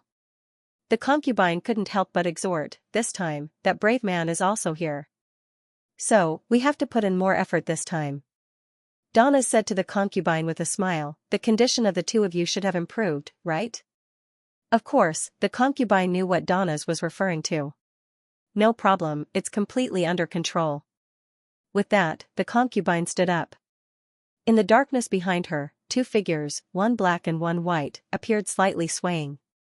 A knight in silver-white full-body armor. A knight in pitch-black full-body armor. The two undead knights who were filled with the aura of death appeared behind the consort, each holding a heavy sword. They exuded a dense deathly aura, vaguely looking more dangerous than when they were in the inner world. Very good. Donnas clapped his hands and said happily, then, this time, I'll have to show some of my special skills. Oh? Wang Fei immediately said in surprise, since you put it this way, can I understand that you're already used to it and can use your powers? More or less. Donnas spread his hands and said, I've successfully mastered it. I didn't expect that after becoming a demon, not only did I obtain my father's power, but I also awakened other powers. To me, this is really a surprising and pleasant surprise. Not to mention Donnas, even the concubine was a little shocked when she first learned of Donnas's situation. She originally thought that before Donnas became a demon, there was nothing good about him other than creating magic with his body. He had almost no flaws in his power. Even after becoming a demon, he couldn't completely control the transcendent level power. Who would have thought that although he couldn't completely control the power of the demon dweller, he had awakened another kind of power by chance? That was the power that belonged to him, and he didn't take it from anyone. With it, Donnas was able to seriously injure Nadura in the first battle when he didn't fully control his power. He also cooperated with her to seriously injure Artemis. Now, he had actually completely grasped his own power and combined his own power with his father's power into one. This young master might be more suitable to become a demon dweller than his half-baked father. The concubine thought so. Donnas said happily. This is a rare opportunity. Let me have some fun with that hero. With that said, Donnas turned to the other side. Can I leave the rest to you? Your Royal Highness? These words caused a slight stir in the darkness. There, the black-haired, red-eyed demon's girl raised her head. A gleam flickered in her eyes. Soon, the sky brightened. On this day, Xianxia did not appear in Shuren's room to help him wash up and get dressed. The reason was simple. Xianxia did not sleep all night. He stood in front of the window and looked at the scenery outside. Xianxia actually came, but when she saw Shuren's appearance, she immediately stopped and quietly left. Shirin stood in front of the window and thought about what happened all night. Unfortunately, although his thoughts were more or less clear, his mood was still very chaotic. When the sky was about to brighten, Shirin suddenly raised his hand and turned it over. Clang, a dazzling brilliance immediately appeared, illuminating the whole room. The holy sword, which was exuding a strong holy wave, appeared in Shan's hand and was held in his hand. Yes. Shirin took out his holy sword. He took the initiative to stop the transcendence transformation and couldn't help but take out his sacred sword from his body. There was no other way. I've always thought that I was your first and only master. I didn't expect that I was only inheriting you. Shirin looked at the holy sword in front of him, the clone that had been accompanying him since he came to this world, and muttered with a rather complicated expression. Now it seems that I am actually the same as Rosie. I can only use you because I have received your approval, right? Although Rosie's holy sword is essentially Mitra's, and your exclusive has long been mine, no longer belonging to your previous master. But, I really want to know exactly what you and she experienced in the past. Shirin kept talking like this, as if he was talking to someone who was not here. His tone was completely different from usual. That tone, that appearance, perhaps Shirin had never shown it in front of others since he came to this world. Including Rosie, Aie, Ter, Marika, and even the goddess of summoning who could not forget him, they had never seen Shirin's current appearance. From this, it could be seen that Shirin's current appearance was very different from usual. The holy sword, on the other hand, only shone in Shirin's hand and emitted an extremely strong holy wave. It still looked so beautiful and gorgeous. Its radiance, its resplendence, even the holy swords of the other hero warriors were much weaker in comparison. It felt as if it was telling others that it was the strongest holy sword. Shirin stared at it for a long time, then let out a sigh and put the holy sword back into his body. No matter what, the transformation was not over yet. If the holy sword left his body for too long, the holy sword would disappear completely. Even if he could continue to transcend in the future, there would still be some hidden dangers. In the past, the 72nd generation hero, Philip, was like this. He disregarded the fact that he was still in a transcendent state and forcefully entered the battlefield, using the holy sword to kill his enemies. In the end, he ended up with a hidden injury and died on the battlefield 10 years later. Shirin did not want to learn from that senior. Strictly speaking, the previous heroes can't be considered my seniors anymore, right? Shirin smiled bitterly. After all, strictly speaking, he was not a summoned hero, but an existence that had inherited the hero's power. Shirin sighed, still unable to tidy up his chaotic emotions. At this moment, the door to Shirin's room was opened. Xianxia entered Shirin's room again. Master. Xianxia said to Shirin, Goddess Naduna asks if it is convenient for you to meet her now. Xianxia did not ask about what happened last night, nor did she mention that Shirin did not sleep last night. She just calmly reported the news to him. Naduna? Only then did Shan slightly suppress the chaotic thoughts in his heart. He turned to Xianxia and said, Since she's looking for me, I'll go over. Yes. Xianxia nodded. Shan lifted his feet and walked out of the room. However, when he passed by Xianxia, Shirin suddenly stopped. Shan lifted his eyelids slightly, and his gaze wandered as he stared at Xia. He then asked. About what happened last night. Shirin pondered for a while, then asked, What do you think? Shirin finally mentioned it to Xianxia. Xianxia was silent for a while. Then, Xianxia spoke. I probably feel the same as you, Master. Xianxia said calmly. Same. Shirin repeated. Yes. Xianxia looked at Shirin and said, I don't know how to describe my feelings at this moment. I can only say that I am very confused. This kind of feeling was indeed the same as Shirin. Although, from Xiao's calm and indifferent look, Shirin could not see any signs of her being confused. Xiao said. I also need some time to sort out my thoughts. Xiao looked straight at Shirin and said, Although, I don't know what happened to you last night, Master. If Xiao's behavior was a little abnormal, since she saw the slate left by the Demon King, then there was indeed something wrong with Shirin's behavior last night. But Xiao did not intend to ask Shirin seriously.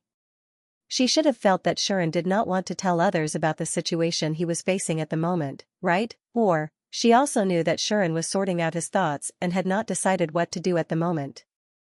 So, she was waiting for Shuren to say it himself. Then Shuren still wanted to ask something, but he stopped himself.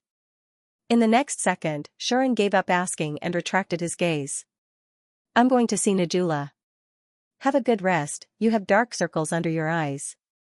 Leaving such words, Shuren walked out of the room and left. Xianxia sighed. Xianxia watched Shuren leave and did not speak for a long time. The queen's palace, deep in the hall. This place was the same as the hall in the royal palace of the elves. It was a place that was temporarily arranged by the elves to be used by the goddesses of faith. Although there was no doubt that the goddess of nature had her own temple in the elven homeland, that temple, like the other temples, was ruthlessly destroyed after the evil gods betrayed the Protoss and came to the human world from the realm of gods. At that time, the war had not yet broken out, and Sophie and the others were still in the royal palace of the kingdom, not in the elven homeland. This caused the evil god, who came to the human world through the temple of the goddess of nature, to swagger away after destroying the temple. Even though the elven homeland was still protected by the goddess of nature at that time, the evil god could not break out at all. Because the elven division had also left the elven homeland with Sophie, the remaining mages of the elves were not enough to resist the evil god. In the end, in order not to cause unnecessary sacrifices, the elves had no choice but to open the barrier and let the evil god go. Therefore, Najula's temple was no longer in the elven homeland. She, Artemis, and the other goddesses that were brought along with her lived in the hall in the queen's palace. After Shuren left his room, he went straight here and saw Najula. Good morning, Shuren. Najula seemed to be instructing the goddesses under her command about something. When she saw Shuren's arrival, she immediately stopped, turned around, and greeted Shuren with a smile. Greetings, Lord Shuren. Greetings, Lord Shuren. The goddesses present also knelt on one knee in front of Shuren and offered their greetings, looking at Shuren with eyes full of respect. Shuren's identity as the supreme god's well-wisher still played a powerful role today. Hello, everyone. Naturally, Shuren would not put on any airs because of this, nor was he in the mood to put on airs. He nodded at all the goddesses present as a greeting. What surprised Shuren was that among the goddesses present, Artemis, the goddess of justice, was also present. She also nodded at Shuren and greeted him. Shuren returned the greeting and then looked at Najula. What's wrong? Is there something you need from me? Shuren asked straightforwardly. He was not in the mood to joke with others and ponder over their reactions like usual. Najula seemed to also sense that Shuren was not in a good mood, and his emotions were not quite right. Did something happen? Najula asked with concern. You look very tired. It's nothing. Shuren rubbed his temples, forced himself to be alert, and said, I just thought about it for a night, don't worry too much. Is that so? Najula saw that Shuren did not really want to talk about it, so she did not insist on asking. She only said cautiously, I heard that you went out last night and went to the ruins. Did you find something there? Obviously, Sophie had already reported to Najula that Shuren had gone to the ruins. Who asked Shuren to ask Sophie for directions when he set off last night? Regarding the ruins and the Demon King, with Sophie's serious and methodical personality, it was naturally impossible for her not to report it to Najula. When Sophie told me about it, her expression was a little strange. Did something really happen? Najula asked in a roundabout way. However, this time, Najula guessed wrong. The reason why Her Majesty the Queen's expression was so strange was not because of anything else, but because she had been seen naked by Shuren. If Najula knew about this, she probably would not think that Sophie's expression was so strange. Thinking of this, Shuren could not help but laugh, and the knot in his heart dissipated a little. It has nothing to do with that. Shuren shook his head at Najula and did not explain too clearly. He changed the topic and said, Don't worry about my matter, let's talk about your matter. Okay. Najula looked at Shuren seriously, and after confirming that he was really fine, she nodded. After Shuren went to the ruins, something must have happened for him to become like this. Nadia was pretty sure about this. But Shuren did not want to say it, and Najula could not do anything. Moreover, she did have Something to ask Shuren first. After dealing with these things, he would come back to the ruins. Najula thought so. So, Najula made her expression become solemn. Actually, I have something to ask you for help. As soon as this was said, before Najula could explain the whole story, Shuren said it first. Is it related to the seal on your body and the death aura on Artemis? Shuren actually directly pointed out the problem with Najula and Artemis. Najula was stunned. You saw it? Artemis, who was silent on the side, also could not help but speak. Sort of. Shuren did not hide it and said, when I saw you yesterday, I more or less noticed the abnormality in you. That was what happened. Even when Naduna and Artemis met yesterday, it seemed that they had some concerns and wanted to understand the secrets on the stone slabs, so they did not explain their own situation to Shuren, and hid their own problems. However, Shuren still noticed something unusual. Not to mention anything else, the faint death aura emanating from Artemis' body, even if it was suppressed by her own powerful strength, still could not hide from Shuren, who had external destiny. It was not the first time that Shuren had seen death aura, and Artemis had been seriously injured by the princess' sneak attack. So, Shuren could naturally guess her situation easily. As for Naduna, although Shuren did not find the seal in her body, he also knew that since Naduna did not even transform into nature and secretly look after them when Caroline and the others were performing such an important task, something must have happened. What's more, this goddess, like Artemis, had long been rumored to have been seriously injured by Danas, who had become a demon, in the last war. Therefore, Shuren also basically guessed some of the problems with this goddess. Today, when Naduna said that she had something to look for him, Shuren had already guessed what they wanted to do. Therefore, Shuren directly said this matter, and did not let Naduna and Artemis waste their breath to explain. On the other hand, the two goddesses showed more or less ashamed expressions. This time, the two of us were really careless. Naduna smiled bitterly. At the beginning, I didn't think that Danas, who declared war on the world, would actually become a demon. Who could have thought of this? There had always been only 6 demon dwellers, and even Helemus was only a half-demon. That was why he had tried so hard to become a complete demon dweller and be on par with the 6 demon dwellers. In the end, it was something that even Helemus had to use all means and schemes to barely accomplish. But Danas, an unknown half-demon, was actually able to silently advance into a demon. No one would have thought that this would happen. Naduna could not distinguish the true strength of the enemy in the first place, and her own strength was weaker than the existence of the demon. So, when she rashly faced Danas, she was naturally caught off guard, directly seriously injured, and even had a seal placed on her.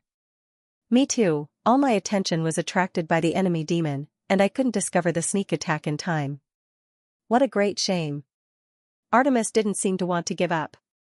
As an existence with a strong sense of justice, or rather, it was already off the charts, she was actually threatened by such a low-end means. The dignified goddess of justice was naturally angry. That demon named Danas obviously hadn't fully mastered his own strength at that time. He should have become a demon in a hurry and didn't have time to adapt in a short time. Artemis pursed her lips and said, at that time, I had the chance to defeat him. Unfortunately, because of the princess sneak attack, not only was Artemis seriously injured, but she was also eroded by an extremely high concentration of death aura.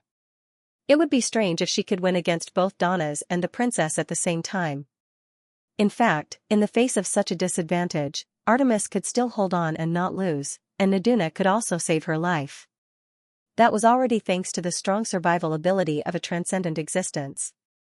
However, if the battle continued at that time, and leaders couldn't rush over to block Danas and the princess with the great spirit body, it would be hard to say what the result would be. We're considered to have escaped death, right? Naduna said helplessly, I don't know how many years it's been since I've felt struggling on the line of life and death like this. This time, it was enough to experience it in one go. It's been hard on you. Shuren glanced at the two goddesses and was also a little emotional. The two beautiful goddess-like existences were fighting for the elves, for the 3 major races, and for this world. It was understandable for Shuren to comfort them. It could only be said that this world was indeed a little unfair. The people standing at the top of the world were all women, and these beautiful goddesses had to struggle on the line of life and death on the battlefield. It was really embarrassing for all men in the world. However, it couldn't be helped. The origin of the world was the supreme god, an omniscient and omnipotent goddess. The demon king was also a woman, and even the first generation of heroes were women. In the beginning, there were only women in this world. It was inevitable for women to hold up the sky of this world. However, under such circumstances, this world actually didn't become a world where women were respected. Instead, it still supported polygamy. What was going on? Could it be because men were too rare at the time and were crazily fought over by women? For the sake of fairness, women simply shared them together and finally formed a society where men could be with a group of women? I always feel like I've peeped into a cruel reality that I'm afraid of. You want me to use the holy sword to help you break the seal and dispel the death aura, right? Xianxia said to Naduna and Artemis. Yes. Naduna didn't beat around the bush and said softly, although I was sealed by a demon-level existence, and Artemis was directly injected with a high concentration of death aura by a transcendent-level necromancer, generally speaking, it's very difficult to remove. However, if it's your holy sword, it should be able to do it, right? The holy sword originally had the characteristics of purifying all negative forces and restraining all evil. Especially Xianxia's holy sword, it was especially powerful. In this way, with the power of Xianxia's holy sword, even the power exerted by demons and transcendent existences should be able to be cut off with one slash. In fact, Xianxia himself didn't think there would be a problem. I've seen that necromancer's death aura, so it shouldn't be a problem to purify it. The same goes for Donna's seal. I once used the holy sword to cut off Lilith's seal in Cosmo's Black Temple. Logically speaking, I should be able to cut off the seal left by the eldest young master with the holy sword. Xianxia gave an affirmative answer. That's good. Only then did Nadia and Artemis feel relieved. The goddesses around also took the opportunity to praise him. As expected of the hero blessed by the mother goddess. He clearly hasn't transcended, but the holy sword is already strong enough to deal with the power of the transcendent realm. This kind of thing, even the former hero Mitra couldn't do, right? It seems that Lord Xianxia is the most outstanding and powerful of all the heroes in history. Indeed. The goddesses were not stingy with their praises. It could be seen that in their hearts, Xianxia had long been deified. You guys are exaggerating. Xianxia couldn't help but scratch his cheeks. Even though he wasn't in a good mood now, being praised crazily by such a group of beautiful goddesses and staring at him with admiration made Xianxia a little uncomfortable. Speaking of which, the elves in the elven homeland were all famous for their beauties. Now that there was such a group of goddesses who were as beautiful as fairies, Xianxia always felt that his eyes were really taken care of in various ways when he was here. To put it simply, they were extremely pleasing to the eyes. There was no other man here, nor was there an ugly woman. Even if Xianxia, Yulin, and Lilith who were with Xianxia were included, none of them were below 95 points. This was simply heaven, right? If other men knew about the treatment Xianxia was receiving now, they would probably be so envious that they would shed tears of blood. If Xianxia was in a good mood, he would have already begun to let his thoughts run wild, and all kinds of brainstorming ideas would have begun. Fortunately, Xianxia wasn't in the mood for that now. By the way, Artemis suddenly asked a very important question. I wanted to ask yesterday, where's your holy sword? Artemis's question made everyone look at Xianxia's waist. The holy sword that was usually hung there wasn't there. Did you not bring it because you wanted to hide your identity? Nader asked aloud. There were also some heroes who would do so. After all, the holy sword was very conspicuous in all senses. Carrying it on one's body was like telling everyone that one was a hero, which would be very disadvantageous when one needed to act in secret. Thus, a portion of the heroes would leave the holy sword somewhere else and fight empty-handed or use other weapons when needed.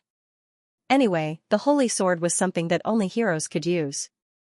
It would automatically return to the hero's side, and it would even respond to the hero's call and return to their hands instantly.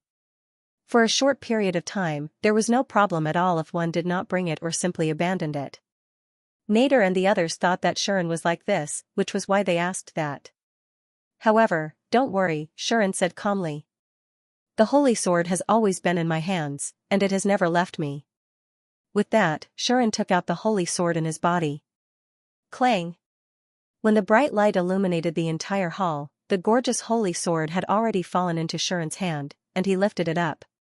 Above it, astonishing divine ripples spread out, causing the expressions of all the goddesses present to tremble, and they were visibly moved.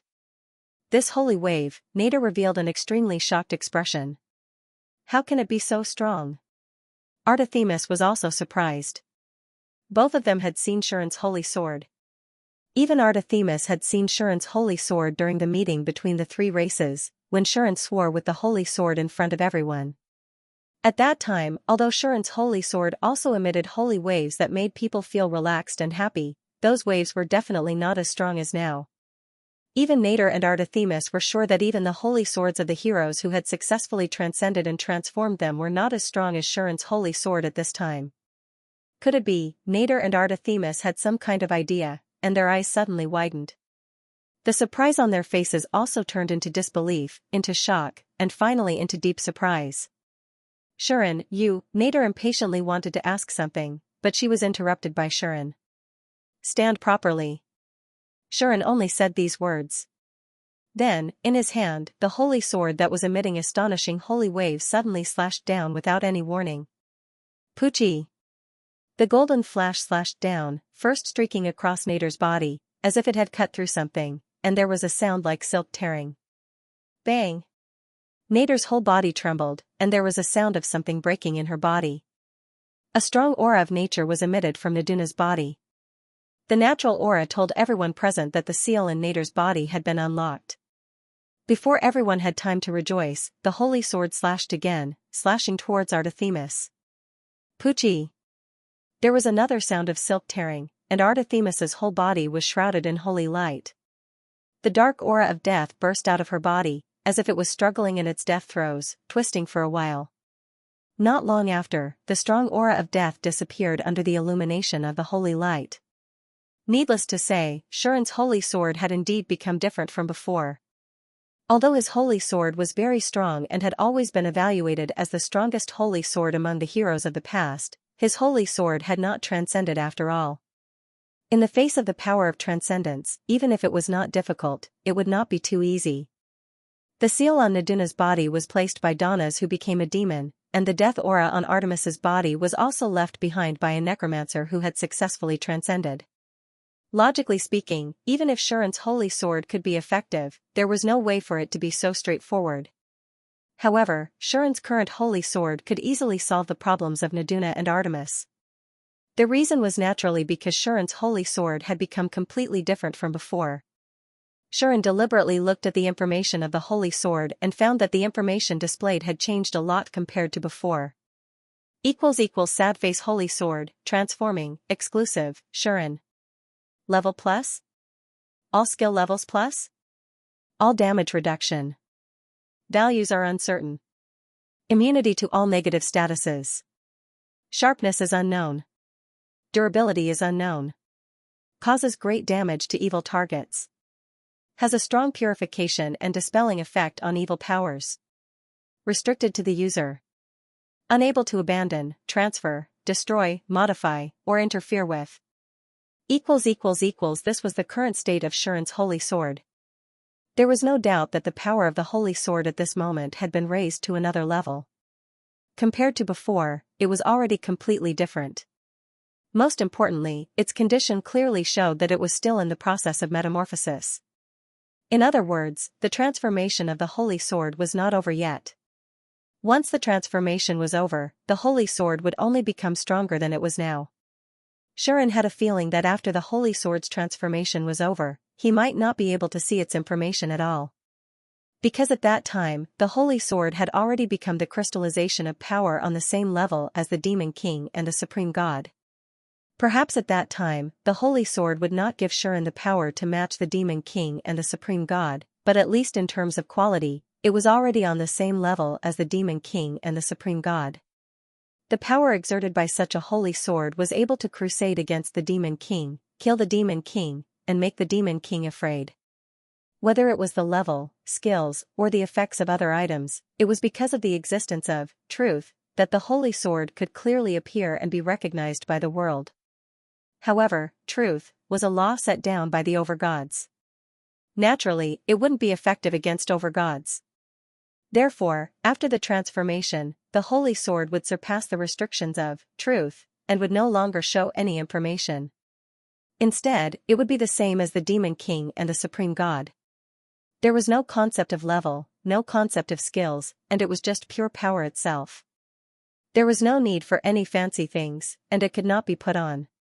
Not to mention the power of the demon king and the supreme god, even the transcendent existences who broke through the limits of life and broke the shackles of life no longer needed to abide by the rules of truth, and be bound by the concept of level and skills. No matter which transcendent existences, whether they were born transcendent or acquired through special circumstances, there was no such thing as level and skills. Level 100, level 10 skills, these were the rules that only those who were bound by truth, and within the limits of life had to abide by. Once one broke through the limits of life and successfully transcended, then the level would no longer exist, and the skills would not be displayed as clear information. For example, Ai's dragon breath was equivalent to an ability that existed instinctively and not a skill. It was just like how humans had hands and feet and could beat and kick others at will. It was not a skill, and any able-bodied person could do it. It was the same for the power of the transcendent existences. It would not be displayed as clear skills, but would be completely integrated into one's body and become an ability of one's. This kind of method was already similar to the power of the demon king and the supreme god. Power was power. There was no such thing as level and skills. It was only a matter of familiarity and whether one could use it or not. This was the correct way to exist in power. Of course, the transcendent existences were still unable to completely break away from the restrictions of truth. They had already surpassed the concept of level and skills. However, no transcendent existences were able to break away from the most special concept of skills. Even for the goddesses of the divine race, their authority itself was their unique skill. It clearly told them which domain they were proficient in, and what kind of power they possessed. Therefore, unique skills were still the core of the transcendent existence's power. They were also their trump cards and trump cards. Only the demon king and the supreme god were completely above truth. They did not have any concept of skills or power. It was the same for the holy sword. After the transformation, it was its own power. It was its own weapon. It was its own concept. It was its own trump card. There would not be any information that could detoxify their existence and abilities. Xianxia also felt that his mysterious unique skill would also become like this. Before it was awakened, the name of this unique skill was already state. The effect was even more ambiguous. It was so simple and vague that people could not understand it at all. This was actually a kind of omen. When it awakened, it would probably also surpass the restrictions of truth. There would no longer be any information displayed. All in all, everything about him was gradually becoming extraordinary. In less than a second, this thought flashed through Xianxia's mind. He instantly kept the holy sword back into his body. At this time, Nadia and Artemis finally reacted. The two goddesses felt that they had fully recovered while looking at Xianxia with astonishment and surprise as if they had seen something unbelievable. That's it? The thing that troubled the two goddesses was dealt with so easily? As expected of Lord Xianxia. On the other hand, the goddesses who were watching continued to praise Xianxia as if they didn't notice anything unusual. After Xianxia solved the problem of Nader and Artemis, he spoke to the two goddesses. If there's anything else you need my help with, call me again. Of course, the prerequisite is that it's not too troublesome. After all, I'm not in a state where I can casually use the holy sword. After leaving such words, Xianxia turned around and left. The remaining goddesses were a little confused by what Xianxia said. Nader and Artemis' eyes were getting brighter and brighter. The two of them looked at each other. Goddess Nader. Artemis couldn't help but say, that state of his, has he really crossed that threshold?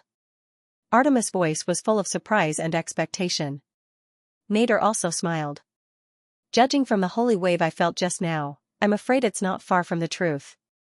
Nader couldn't help but be overjoyed and said in a light tone, also, didn't you hear him say that he can use the holy sword at will now? The hero couldn't use the holy sword at will, but the power of the holy sword was getting stronger and stronger. According to what Nader knew, there was only one situation that matched this phenomenon. Transcendence. Artemis exclaimed. He actually crossed that threshold?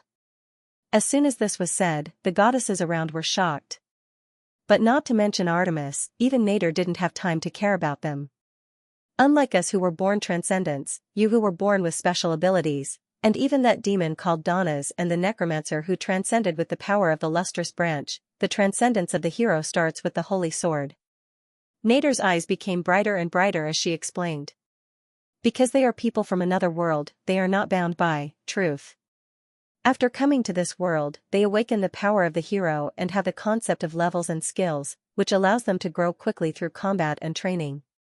This was the characteristic of the hero, and also the advantage of the hero. And limited by the growth of the hero, the holy sword, which should be the same level of power as the demon king and the supreme god, is also limited by the concept of levels and skills and has a clear effect, causing the nature of the power to be limited and unable to exert its original power. Artemis continued Nader's words. Nader nodded. So, once the hero reaches the limit of life, which is commonly known as level 100, and becomes an ultimate champion, if he wants to go further, he must unlock the restrictions on the holy sword. The holy sword was the clone of the hero, the symbol of the hero, and it wouldn't be an exaggeration to say that it was the other half of the hero. Just like how the demon king Jade and the goddess Jade both symbolized the existence of the demon king and supreme god, the holy sword and the hero were one and the same, conceptually the same existence. So, if the hero wanted to transcend, he must unlock the restrictions on himself and the holy sword. The two must reach a state of resonance, allowing the divine power to fuse into each other's body indiscriminately.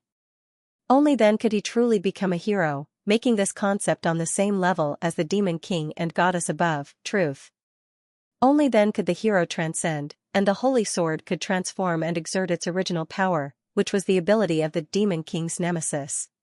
At this time, the holy sword was truly what it should be, possessing the power to truly subjugate the demon king, slay the demon king, and strike fear into the hearts of the demons.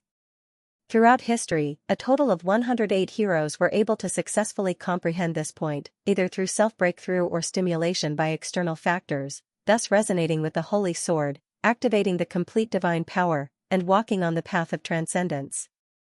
Only 7 people were able to do so. Nader said. That's not something that can be done by relying on talent and potential. It requires opportunity and other methods to assist. For example, the hero Mithras completed his transcendence in the inner temple. Artemis looked in the direction where Shuren left with a burning gaze.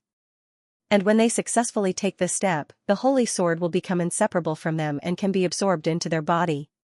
At this time, the holy sword will continuously emit stronger and stronger divine power, gradually releasing the restrictions and shackles on them, allowing them to transcend. Nader and Artemis looked at each other again, both seeing the excitement in each other's eyes. All signs indicated that Shuren had successfully taken that step. The most difficult step had been taken, and everything else was just a matter of time. I really didn't expect that he has already reached this step. Nader was both excited and amazed. He has only been in this world for less than a year. Artemis couldn't help but admire him. I just don't know how long it will take for him to transform. Nader said. It is said that the stronger the power of the holy sword, the longer it takes to transform, but once the transformation is successful, the strength of the hero will also become stronger. Artemis said. Both of them were looking forward to it. Looking forward to the birth of the long-lost legend in this world again. At the moment, Shuren did not know how much anticipation he had garnered from Naduna and Artemis. If he knew what Nadia and Artemis said, he would definitely tell them that in fact, his holy sword didn't need to transform for a long time. Indeed, the more powerful the sacred sword, the longer it would take for it to transform. The more powerful the sacred sword's divine power, the longer it would take for it to fuse with the hero's body. The hero who had fused with more divine power and was modified by it would naturally become more powerful after transcending. With that in mind, the longer it took for the hero and his sacred sword to transcend, the greater the increase in their power. But Shuren was not one of them. His body contained the demon king Jade, the goddess Jade, and the 3 supreme powers.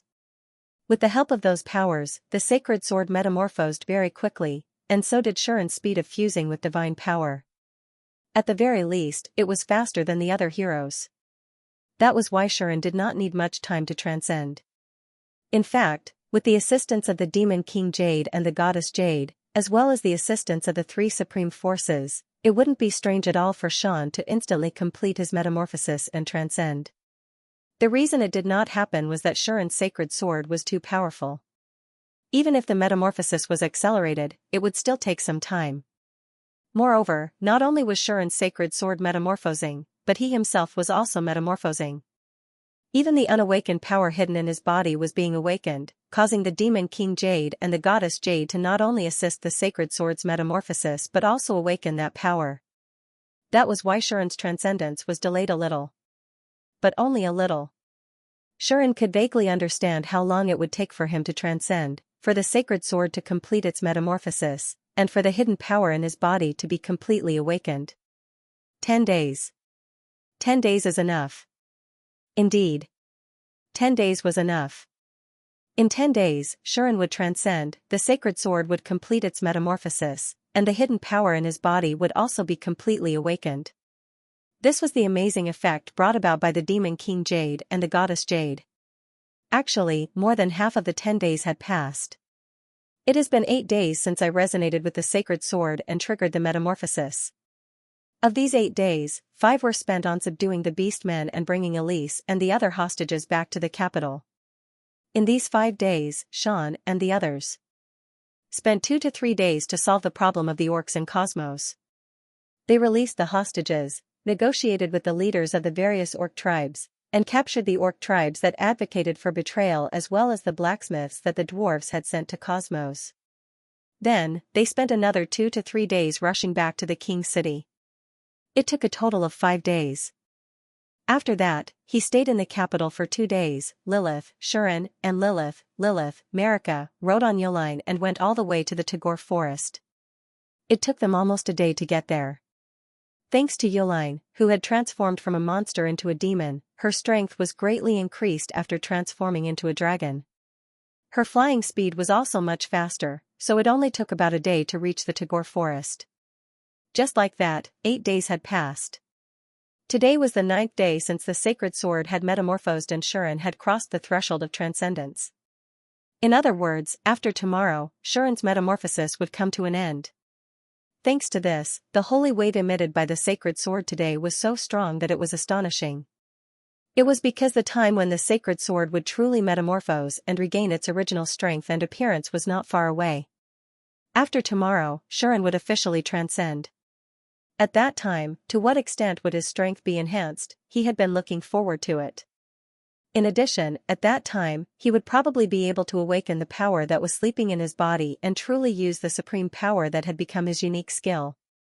However, Shuren still had mixed feelings about the existence of this power.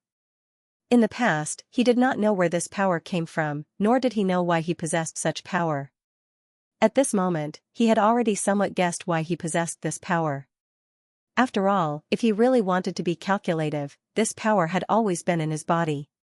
It could be said that from the moment he was born, this power had already existed and accompanied him for the first half of his life.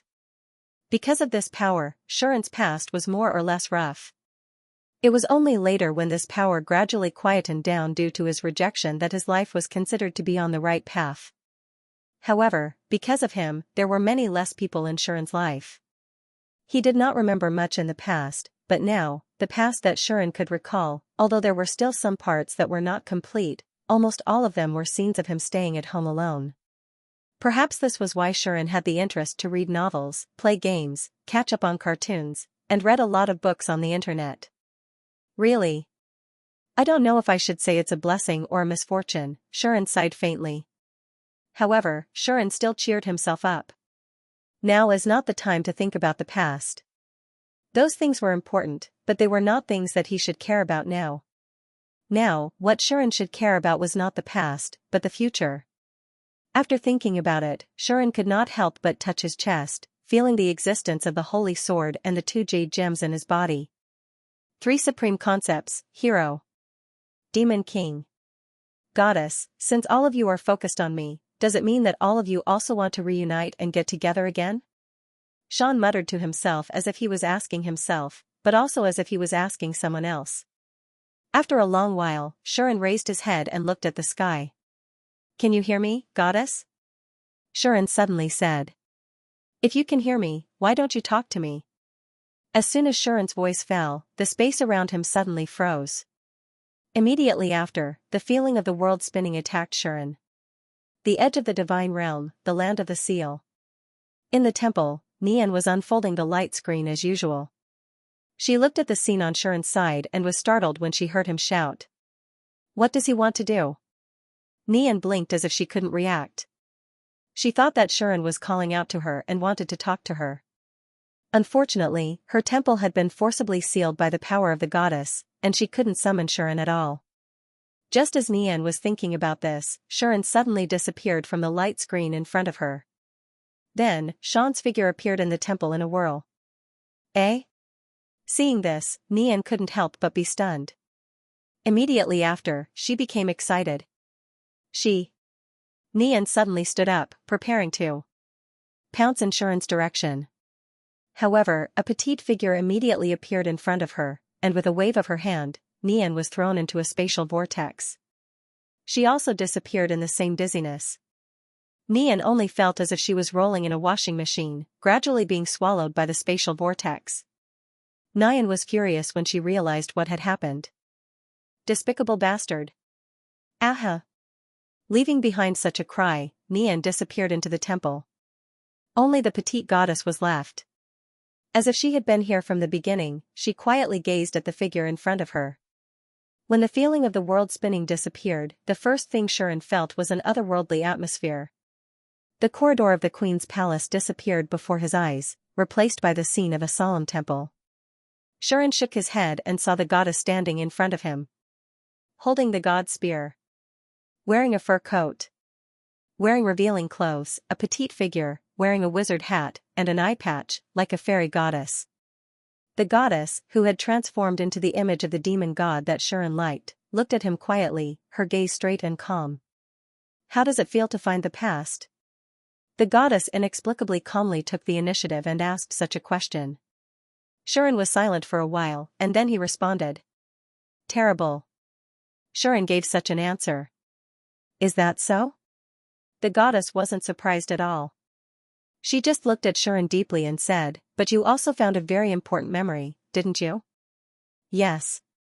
Shuren said sarcastically, but I also found that I was in a faraway situation that didn't belong to me from the beginning, and I was implicated by great existences that I didn't know at all.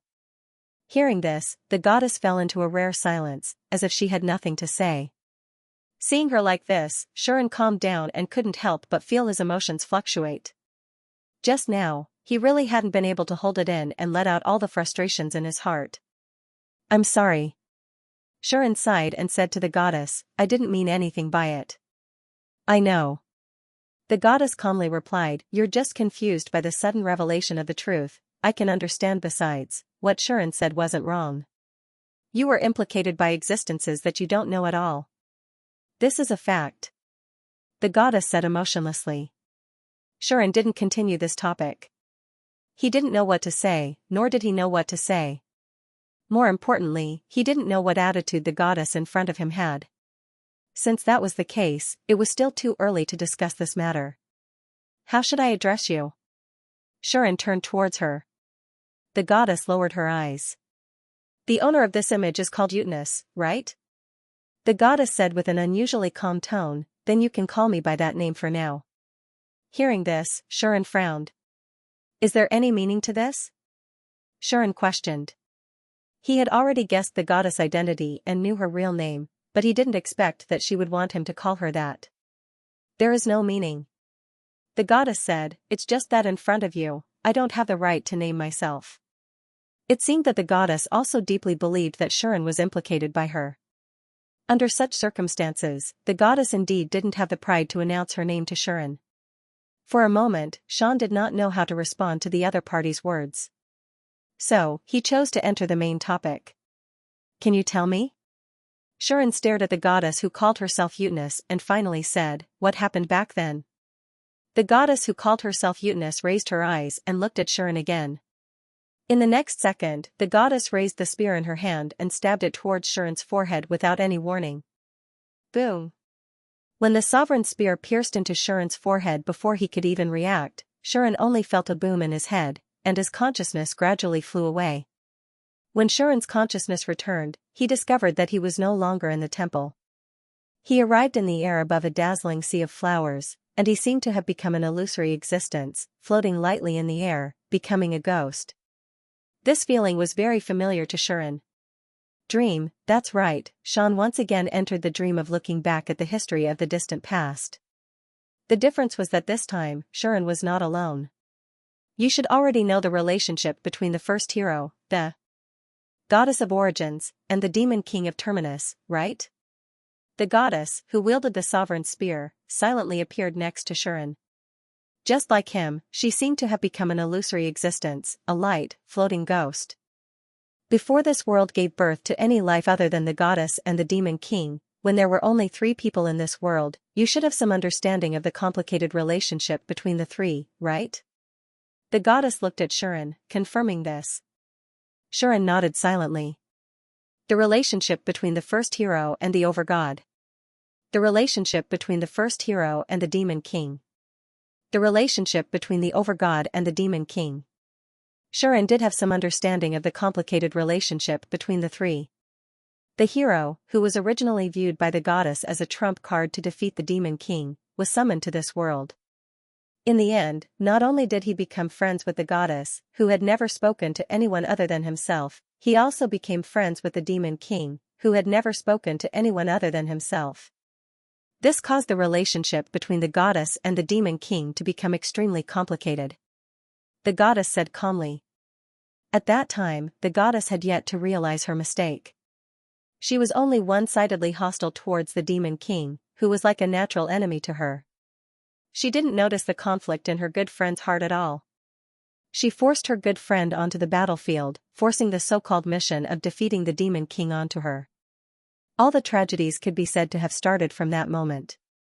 The demon king, who was supposed to be a dangerous existence, was more meticulous than anyone else, and he desired others more than anyone else. The goddess didn't notice this. The hero, who was supposed to be the strongest weapon, was more kind than anyone else, and he was more afraid of battle than anyone else. Even though she claims to be omnipotent, she doesn't even understand the inner thoughts of others. She doesn't try to understand them, and she doesn't even notice them. In the end, she caused a massacre that should have been mitigated. Because of her stubbornness, the hero, who was her good friend, had no choice but to accept this so-called mission. Meanwhile, the demon king was completely injured and became suicidal. The goddess's voice was strangely calm, making it hard for Shuren to breathe. This was indeed a past that would suffocate people no matter how many times they heard it. But the real tragedy was about to unfold from this moment onwards. What's ironic is that the demon king clearly had more power than anyone else. But because of this power, she couldn't even kill herself. As one of the 2 primal ones, as long as the precious jade in her body isn't destroyed, she's absolutely immortal. But the precious jade itself is one of the 2 points of mass that balance all concepts. It's immortal, indestructible, and won't disappear.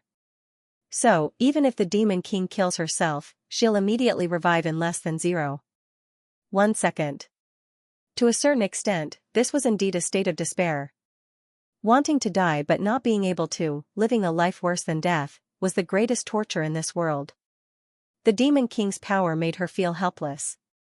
The only person who can bestow the demon king the gift of death is the hero and the holy sword. As the demon king's natural enemy, the hero's holy sword could kill the demon king. Once the holy sword pierced through the vital point, even the demon king wouldn't be able to revive using the precious jade. If the demon king wants to revive after being pierced through by the holy sword, either the conditions for revival must be met, or a long period of time will be needed. And if the precious jade is taken away by the hero or a goddess who is on the same level as the demon king and suppressed by the holy sword or the power of another precious jade, then the resurrection of the demon king will become an extravagant hope. This was the only way to make the demon king die. In the past, the goddess also wanted to use this method. She wanted the hero to help her kill the demon king, then use her own power to suppress the Demon King's precious jade, so that the Demon King would never be able to revive again. This way, the goddess' wish would be fulfilled. Under such circumstances, if the Demon King, who had no choice but to die, wanted to die, then there was only one way left.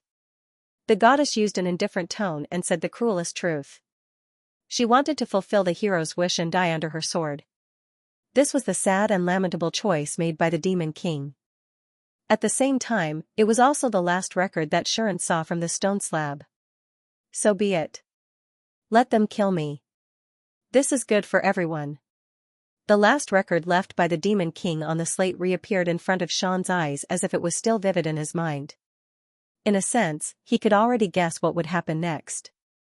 The Demon King, who had the will to die, found the goddess and the hero and started a battle with them. As the goddess spoke, she raised the god's spear and pointed at the space before her. Thus, the familiar dream before Xian's eyes finally continued. Xian only felt his vision blur for a moment before he felt a terrifying pressure that blotted out the sky and covered the earth pressing down on him. Before his eyes, the originally bright and beautiful sea of flowers was shattering without knowing when. The sky seemed to be covered, dark and gloomy. The ground was collapsing, shattering, and collapsing. The beautiful sea of flowers disintegrated on the spot. Not only was it collapsing and exploding, but there were also all sorts of natural disasters ravaging the surroundings. The volcano was erupting. The storm was sweeping. Lightning bolts struck down from the sky, bombarding the ground. The whole world seemed like it was welcoming the end of the world. It became extremely oppressive, violent, and terrifying. And the ones who caused all of this were two young girls. The pure white goddess. The pitch-black Demon King. The two most powerful existences in the world began to battle in this world. They transformed into two incomparably dazzling streaks of light, one white and one black, clashing non-stop in mid-air. The collision was so terrifying that it seemed as though each collision could cause the heavens to collapse and the earth to shatter. That collision and the sound it stirred up could cause forests to crumble and mountains to collapse. The battle between the goddess of origin and the Demon King of Terminus brought incomparably terrifying destruction to this world. In this apocalyptic scene, even Xian felt as though he could be crushed at any moment, like an ant being crushed to death. He couldn't breathe at all. In the future, some of the major changes that remained in various parts of the world were probably caused by this battle as well. For example, it was said that the birth of demon spirits and demons was due to the Demon King's demonic powers. The Deathlands that were sealed and purified by the Elven Queen Sophie began to sprout from this battle. The same was true for the world aperture in Cosmos. It was all because of the power that leaked out from the battle between the Demon King and the goddess that these phenomena appeared in this world and had been affecting this world ever since.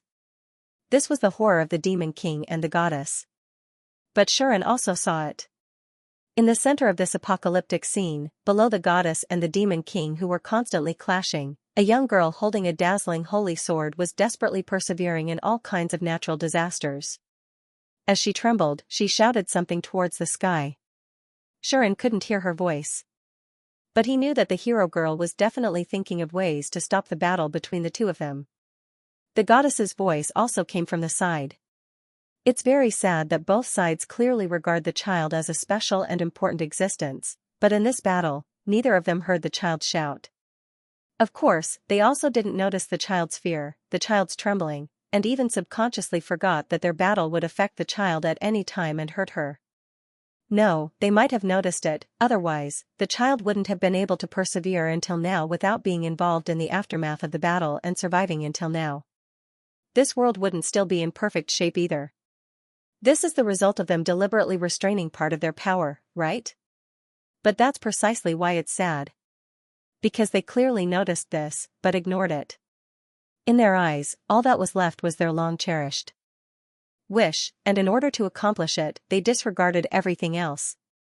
In the end, the goddess was gradually suppressed by the Demon King and couldn't keep up. In the end, the Demon King was still the true strongest person in this world. In terms of power, the goddess, who was proficient in everything, couldn't compare to him. At this time, the goddess can only let her own hero fight. Only by helping the hero and piercing the Demon King's heart with the holy sword can we win this battle. Exactly. The goddess, who had transformed into a dazzling meteor, returned to the hero girl's side and shouted something at her. The hero girl shook her head desperately, her face full of fear, obviously rejecting all of this. At this time, the Demon King also appeared in front of the hero girl. Her eyes were cold and lifeless, dim and devoid of light, causing the brave girl standing in front of her to tremble uncontrollably, unable to suppress the fear. The goddess stood in front of the hero girl, but was sent flying by a punch from the Demon King that seemed to teleport. It was an ordinary punch, but it instantly blasted the goddess to the end of the world and sent her flying to the other side of the world. Then, the Demon King turned to the hero girl. The tragedy unfolded. Stop. Seeing that the Demon King had turned towards the brave girl, Xianxia finally couldn't sit still and watch. He couldn't help but take a step forward. Xianxia had done the same thing in his dreams. But that time, Xianxia knew that things would turn out badly, so he couldn't help but take a step forward to stop the Demon King's actions. But this time it was different. This time, Xianxia clearly knew who the brave girl that the Demon King was looking at was. She wasn't just a first-generation brave, she wasn't just a friend that the goddess and the Demon King valued, she was also a very important existence to him. The young girl's tender face and appearance overlapped with the young married woman in Xianxia's mind, causing him to have no choice but to take the step forward and shout. Unfortunately, this is a reappearance of the past, and it is a very important past that is inextricably linked to the Demon King. We are just bystanders in this era, passers-by here. We can't change the past. The goddess, who was holding the sovereign spear, spoke calmly. In such a situation, the Demon King, who had a dark and cold expression, punched the hero girl with an ordinary yet extremely terrifying punch. That punch was clearly so terrifying, enough to send the all-powerful goddess flying to the ends of the world, but for some reason it was so slow. Unfortunately, the brave girl didn't notice this. Perhaps the power of that punch was too terrifying, completely arousing the fear in the girl's heart. The brave girl finally let out a silent cry and stabbed out with the holy sword in her hand. Poochie! The holy sword pierced through the Demon King's heart. The holy sword pierced deep into the Demon King's chest. The Demon King's seemingly ordinary punch, which was in fact really ordinary, stopped in midair just like that. A hint of relief finally appeared on the cold and emotionless beautiful face. The brave girl stared blankly at this scene. She stared blankly at the holy sword in her hand, which had pierced deep into her friend's heart. She was completely stunned. Time seemed to have stopped at this moment. At this moment, something unexpected happened. Boom! The Demon King, whose heart was pierced by the holy sword, exploded with extremely terrifying power. That power instantly broke through the sky. That power instantly shattered the earth. In the face of this power, the endless sea of flowers finally couldn't hold on any longer and completely collapsed. What's going on? Xianxia cried out in shock. The goddess responded to his shock. This is the biggest accident in our lives that moved both of us and made us remember it so painstakingly. The goddess seemed to be suppressing her emotions, and her tone was no longer calm and indifferent. The brave's holy sword is indeed the Demon King's natural enemy. However, the brave that was summoned into this world has yet to break through the limits of life and achieve transcendence. The holy sword has yet to unleash its true power and reveal its true form. Even if such a holy sword was strong and could even threaten a transcendent-level demon, it was definitely not enough to threaten the Demon King. A holy sword that could kill the Demon King and subjugate the Demon King should be a holy sword that had broken free from all restraints and revealed its true form. It shouldn't be a holy sword that had yet to grow to its limit or break through its limits. Such a holy sword can only display half of its power. It can only injure the Demon King, but it definitely can't kill the Demon King. However, the holy power of the holy sword is indeed able to restrain all evil and the power of the Demon King. At that time, the Demon King had only just begun to grasp his power. He could barely enter this world without destroying it. Before the Demon King had grown up and controlled his power, the little girl who held the red jade was forced to destroy the world created by the goddess because of losing control of his power. It was because of this that the goddess was so hostile towards her. It wasn't until the world named Omnipotensen was created that the Demon King, who had grown from a little girl to a young lady, managed to control his power and safely enter this world. Such a power was suddenly stimulated by the holy power that could restrain him, but was still at a half-baked level. Naturally, there was only one outcome. That was losing control. Nadura had told Shuren before that the first generation of Brave had challenged the Demon King before he grew up. As a result, he was killed by the Demon King and died a pitiful death. Now, this ending was reenacted in front of Shuren. Ugh. Ah. The Demon King, who couldn't control his power and lost control, couldn't help but wail in the center of the collapsing world. The hero, who was standing closest to the Demon King and holding the holy sword in her hand, was naturally the one who suffered the most. There was no surprise. There was no suspense. In front of the terrifying power that was enough to destroy the world, the brave girl was violently crushed. Like a thin piece of paper or an insignificant ant, she was directly torn, crushed, and crushed. That happened in an instant. In the blink of an eye, the young girl exploded into a bloody flower in front of her friend who had her heart pierced by her own sword. Shuren clenched his fists tightly. The goddess, on the other hand, quietly watched this scene as if she was looking at her own sins. The first generation of Brave, Nian, died on the spot. As for the Demon King, she disappeared as well. Perhaps, that was the last bit of her sanity. If she continued to stay in this world, the uncontrollable power in her would definitely destroy everything in this world. So, with a heart full of grief and a face full of tears, she disappeared from this world. Only the brave girl's holy sword was left, stabbed into the shattered ground, bathed in a pool of blood. It looked holy and dazzling, but also sad and miserable. Not long later, the goddess appeared here in a flash. Looking at the blood all over the ground and the holy sword stabbed into the ground, the goddess knelt on the ground. She cried. Like a cuckoo crying for blood, the goddess cried in grief, causing heavy rain to fall on this almost destroyed world that finally calmed down. The heavy rain washed away everything on the ground, like a great flood in the legends, washing away all the sins and darkness of the earth. But it couldn't wash away the goddess' grief, couldn't wash away her despair. Shuren and the goddess watched this scene in silence. The sky was raining heavily, but not a single drop of rain fell on them. Until, the turning point is here. The goddess suddenly spoke, which made Shan feel refreshed, and he raised his head. Then, Shuren saw a black-haired, red-eyed girl quietly return to the kneeling and crying goddess. Naturally, it was the Demon King. I don't know how long it took, but at this time, she can be considered to have completely controlled her power, allowing the power that she lost control to return to her own control. The goddess explained indifferently. The Demon King, who had completely controlled the power that she lost control of, once again returned from the void and returned to this world. Moreover, he spat out his wish to the goddess of despair. Let's resurrect her. This was the only thing the Demon King wanted to do at this moment, and it was also the only thing she had to do. Completely resurrecting the dead was something even the Overgod couldn't do.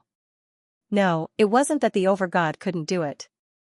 As an omnipotent goddess, if the Overgod wanted to resurrect someone, it couldn't be easier.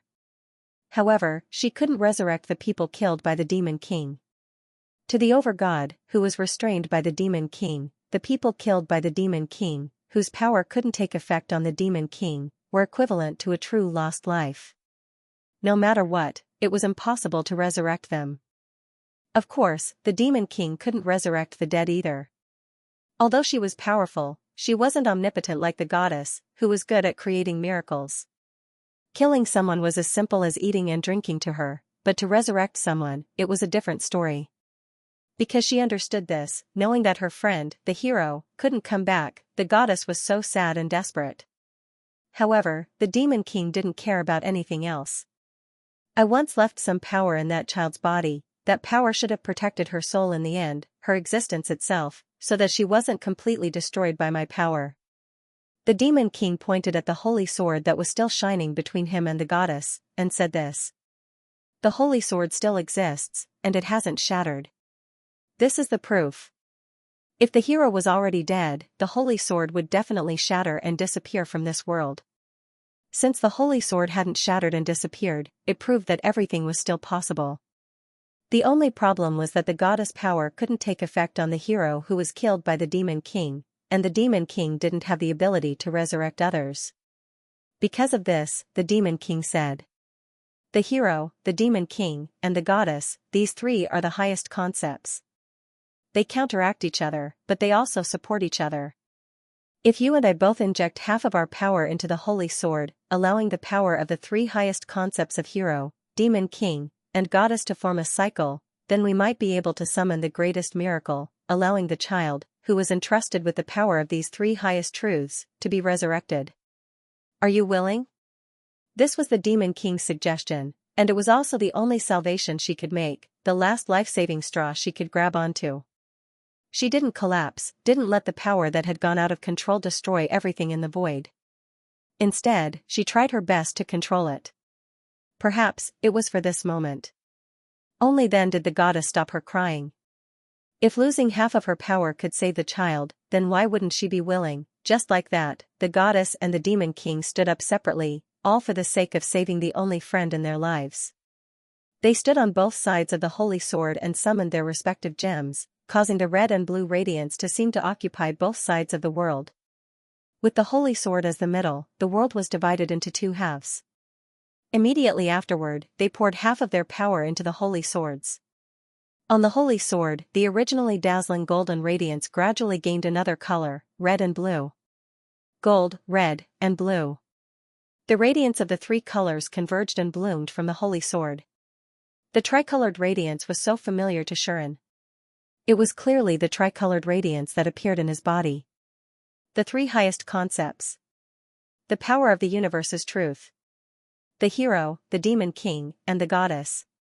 This was the truth of the tricolored radiance, the supreme power of the hero, the Demon King, and the goddess. The fusion of the three supreme powers was indeed like what the Demon King had said. It eventually formed a cycle, a closed loop that restrained and reinforced each other, creating the greatest miracle. Even the endless rain that could wash away the blood on the ground couldn't wash it away. Under the watchful eyes of the goddess and the Demon King, the blood gathered on the holy sword. Slowly, with the holy sword as a medium, as if the holy sword itself had taken on a human form, the hero girl was finally resurrected. When the goddess and the Demon King saw this, they cried tears of joy. But, they only made up for their sins, but they didn't receive salvation. The goddess who stood beside Shuren said coldly. The goddess and the Demon King who didn't notice the fear in the child's heart, didn't know her resistance to battle and slaughter, and ignored her wish to return to her hometown, is destined to receive retribution. That retribution was the complete loss of the heart of a friend. Shuren clearly saw the resurrected hero girl retreat in fear when the goddess and the Demon King approached. At the same time, as if she couldn't bear it anymore, she hugged her head and screamed hysterically. "Don't come over! Don't come over, I don't want to see you. I don't want to fight anymore, I hate you, I want to go home. I want to go home. Let me go home." All this while, the strong and cheerful attitude that the hero girl had managed to maintain was completely shattered at this moment. At this moment, Shuren remembered the records left by the hero girl in the ruins. I'm just an ordinary person, a child born in an ordinary family. I'm neither a hero nor the embodiment of justice, but I was suddenly called into this world and told that I have to use the beautiful sword in my hand to kill people. How can I do that? I really want to go home, I want to see my parents, I want to eat snacks, I want to watch TV, I want to play with my friends, even if I have to go to classes that I hate. It's better than staying in this world with nothing, living in fear every day, not knowing when I'll have to kill people. I don't like this world either, even if it's a world created by Omnis, a world that Claudius has been searching for. This world doesn't belong to me. I want to go back. I want to go back. Really? I've had enough of this situation. This was actually the wish of the hero girl. And this battle, this accident, made the hero girl's fear completely erupt. Her hysterical scream also became the eternal pain in the heart of the goddess and the Demon King. At the edge of the divine realm, in the sealed grounds, in the sanctuary. When Shuren opened his eyes again, he was already back here. The goddess was standing before Shuren, the sovereign spear in her hand still pressed against Shuren's forehead, telling Shuren that what he had just seen was not a dream. Shuren's gaze suddenly became incomparably complicated. The goddess slowly withdrew her sovereign spear, her expression still calm and indifferent. This is the past you wanted to know, the goddess said calmly, "How about it? Don't you find it funny?" As for who was the funny one, only the goddess herself knew. Shuren couldn't help but close his eyes and sort out his emotions. The goddess didn't disturb Shuren and just waited quietly. After a while, Shuren seemed to have sorted out his thoughts and opened his eyes again. And then? Shuren looked straight at the goddess and said, "Was the first hero sent back?" "Yes." The goddess said expressionlessly. At that time, no one could ignore her cries of pain and begging, not the demon king or the goddess who summoned her. Because of this, after the first hero was resurrected, she immediately returned to her own world. And the one who sent the hero back was the existence known as the Overgod, Omnis. Everything was connected. At the very least, the mystery of the first hero, as well as what happened in the distant past, had been solved. There were only 2 questions left. After that, what happened to the other 3? Shuren couldn't help but ask. This was the first question. In response, the goddess slightly lowered her eyes, but her tone was still calm. The incompetent, omnipotent goddess was deeply affected, and from then on, she no longer cared about matters related to the demon king, nor did she care about the matters of this world. In a semi-secluded state, she did what she used to do mechanically, continuing to create the world, and even created life races, allowing the Protoss and humans to be born in this world. The demon king suffered a greater blow than the goddess. After all, not only did she not die successfully, but she also lost control and killed the only friend she cared about with her own hands.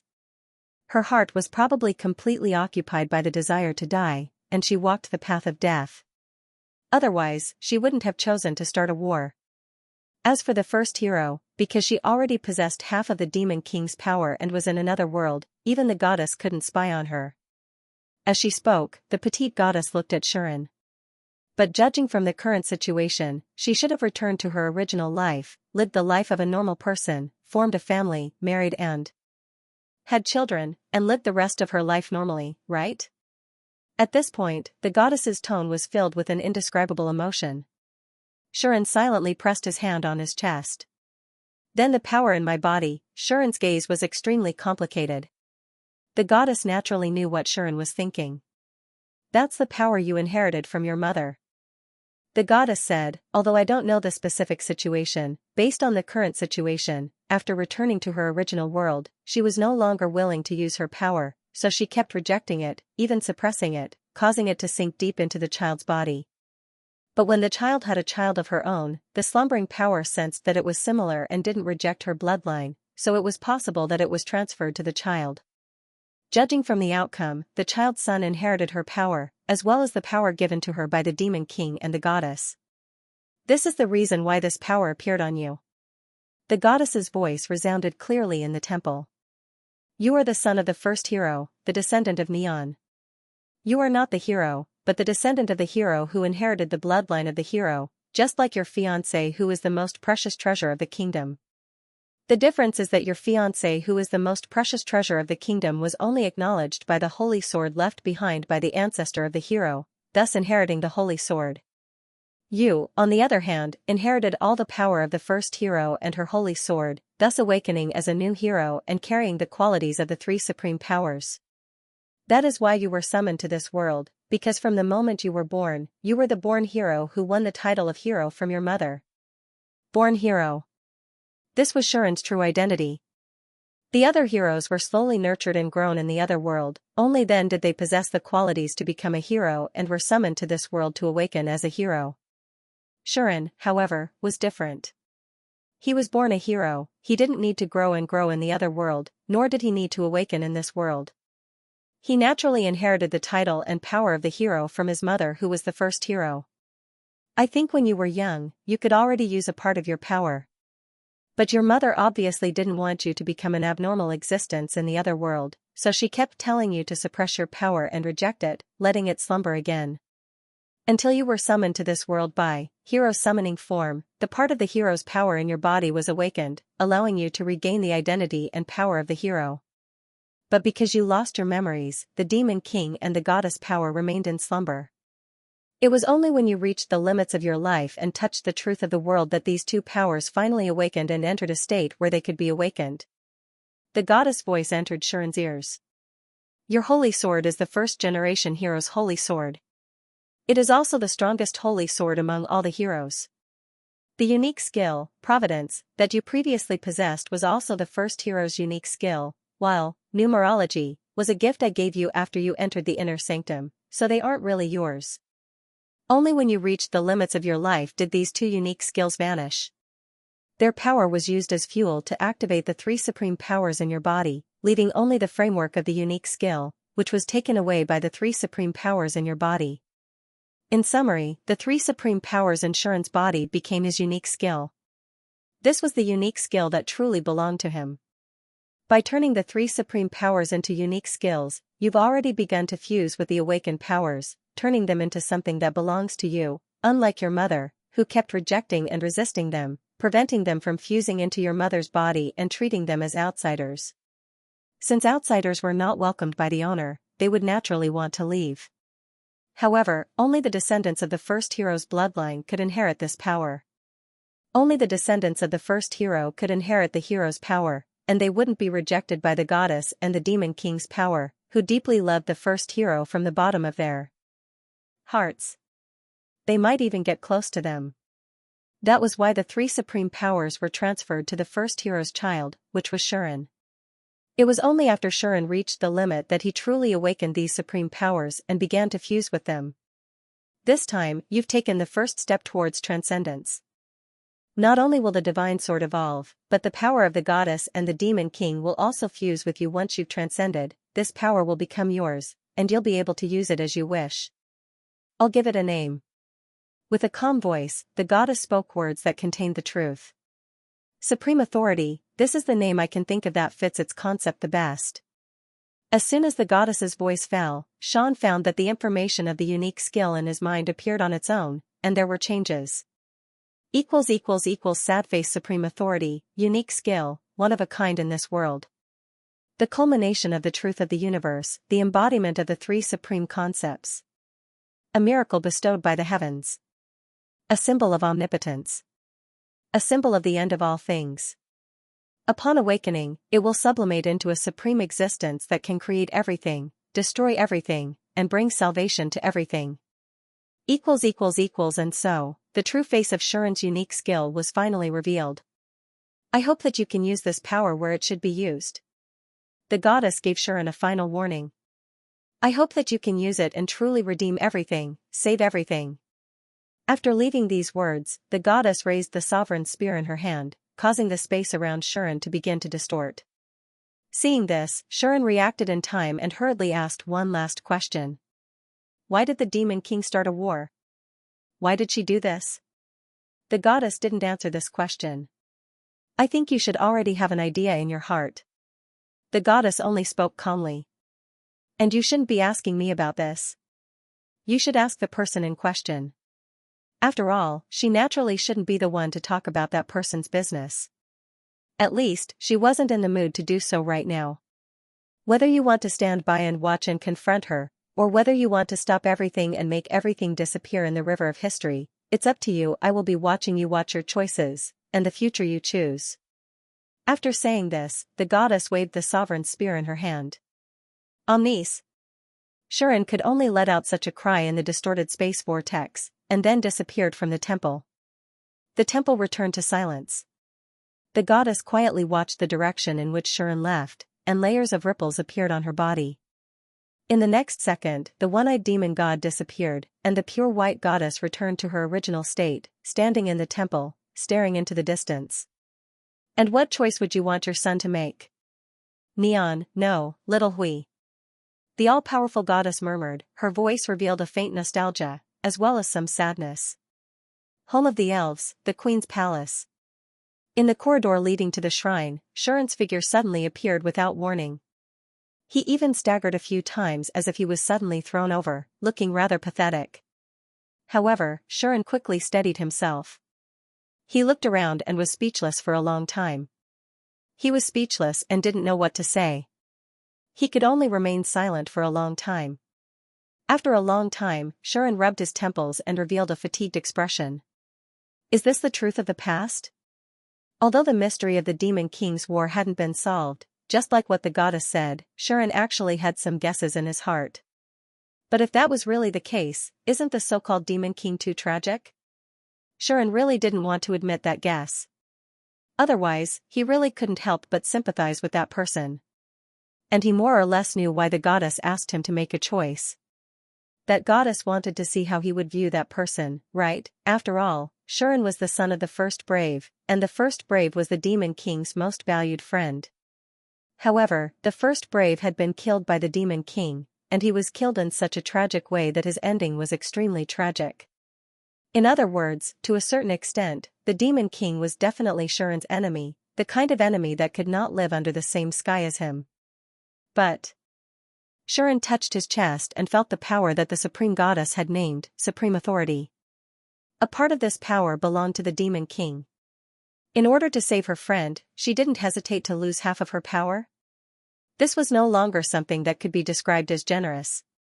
No, considering what happened to the Demon King, perhaps to her, her overly powerful power was just a curse. Because of this power, she destroyed the world created by the goddess again and again, and thus became the goddess's enemy. Because of this power, she caused her friend to not be allowed to come into contact with her, and there were many conflicts between her and the goddess who summoned her. It was because of this power that she had lost control of herself and killed her weaker friends, resulting in the worst possible outcome. It could be said that everything that had happened was caused by this excessively powerful force. In this case, if losing half of this power could save an important friend, it should be something that the Demon King wished for, right? If that was the case, could he still treat that person purely as an enemy? An enemy? What should he do? Shuren was at a loss, which was rare. He could only change his thoughts, close his eyes, and think. Since the Demon King has lost half of his power a long time ago, that is to say, the invincible King of Demons has only shown half of his power at his peak? Even with only half of his power, it is enough to cut the world into 3 parts, threaten the entire Omnipotensen, make the Protoss and the human race helpless, and even kill the heroes who have reached transcendence who came to challenge him. The power of the Demon King may be more terrifying than I imagined. If Shan knew that when Artemis faced the Demon King, she was so frightened that she lost her composure and fled in panic, then he would definitely have a deeper understanding of the power of the Demon King. Then, is Donna's going to resurrect her like this? Shuren exhaled. He was still a little confused. He didn't know exactly what to do. But he had a faint wish. If there is a chance, I really want to see those two again. This sentence became the only voice in Shuren's heart at this moment. Thinking of this, Shuren opened his eyes. As soon as he opened his eyes, Shuren found someone was standing in front of him. What are you thinking about? Xianxia had come in front of Shuren. She stood in a dignified and graceful posture, staring straight at Shuren's face. Her ruby-like eyes revealed a look that others could not see. Looking at this familiar maid, in a trance, Shuren seemed to see another person under this face. The black-haired, red-eyed demon's girl. Behind this face, who could imagine how many unknown stories were hidden, and how many unknown sorrows were hidden? Thinking of this, Shuren had involuntarily stretched out his hand and touched Xiao's face. The smooth, elastic, and delicate face of hers immediately pressed against his palm. Master? Xiao was stunned for a moment. Presumably, even someone as capable as she did not expect that Shuren would suddenly make such a move. Moreover, Shuren's movement was so gentle, and his eyes were full of pity, which made Xiao's heart tremble, and there was a strange emotion that she could not explain. There was no doubt that no one had ever shown such a look to her. There was also no doubt that no one had ever been so gentle and tender to her. Although Xianxia also cherished Xiao, it was just cherishing. She would not pity Xiao for no reason and treat Xiao so gently and softly. Naturally, Xiao had never had deep contact with others. Even because of her background, she had always been treated as a wanted criminal like Xianxia for the past 10 years, and people kept a respectful distance from her. Therefore, this was the first time in Xiao's life that she had experienced such an experience. Moreover, the object was Shuren. Xiao was silent for a long time, and finally reached out her hand and touched Shuren's cheek.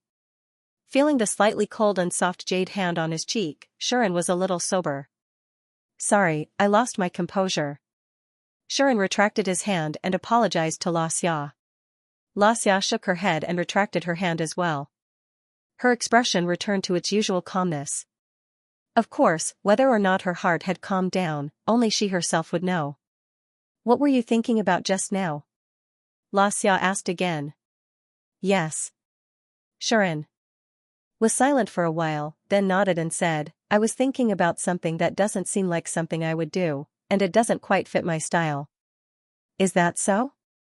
Xianxia was silent for a while, then looked straight at Shirin and said, Then, Master, have you figured it out? Not yet. Shirin replied honestly, although this matter has a lot to do with me, I am after all not the person involved.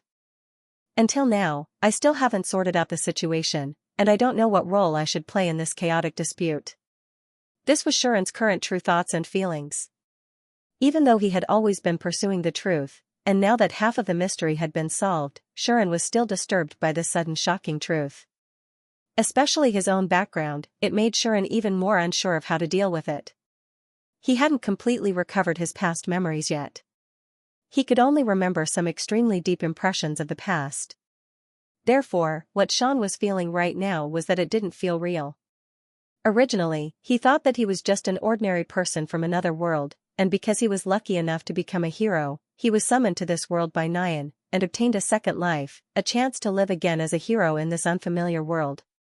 Therefore, apart from not wanting to expose his identity in the beginning, which would cause the collapse of peace, and not wanting to cause any trouble, Sean basically lived his life however he wanted without being noticed by anyone, and never insisted on anything. He did as he pleased, was free, and enjoyed when he wanted to. This was the truest portrayal of Shirin's mentality after he came to this world. That was how he did it. In the short span of less than a year, he had experienced a lot of things that were worth recalling. Who would have thought that there would be such a secret about his birth? He was not lucky enough to have the qualities to become a hero, nor was he lucky enough to obtain the chance to live again. Instead, he was born a hero, and inherited the name and power of a hero. The fact that he was summoned to this world was obviously an inevitable result, and not some random good luck. From the moment he was born, he already had an inseparable connection with this world. In fact, he even had an inseparable connection with the two highest existences in this world. In addition, he had a mother who was a first-generation hero, and even the goddess and the demon king regarded her as the only important person. This truth had completely rejected Shirin's attitude towards life in this world. Of course, with such a large amount of information, even if Shirin was bombarded by all kinds of information from his previous life, it would not be easy for him to sort it out in a short period of time. In this case, how could Shirin clearly know what he should do? But, although I don't know what kind of role I should play, there is one thing that I really want to try. Shirin muttered as if he was talking to himself. No, it is necessary to try. This was Sean's only state of mind and his only thought at the moment. Xianxia did not respond to this.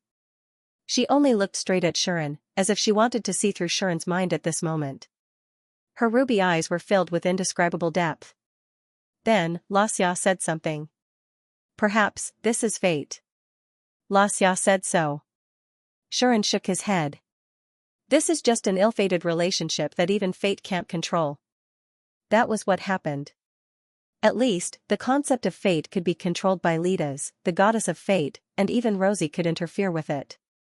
But that sorrowful past was something that even existences higher and stronger than the goddess of destiny could only bow their heads in submission. That was indeed an ill-fated relationship that even fate couldn't control. And Shirin would challenge this ill-fated relationship. Or rather, he would intervene in this ill-fated relationship. No one knew about Shirin's decision. Even Xianxia didn't ask about this matter. She silently retreated in front of Shirin and continued to do what she needed to do. Sean, on the other hand, returned to his room and did not go out anymore. On this day, Xianxia didn't appear again. Even Lilith, Marika, and Yulin didn't appear.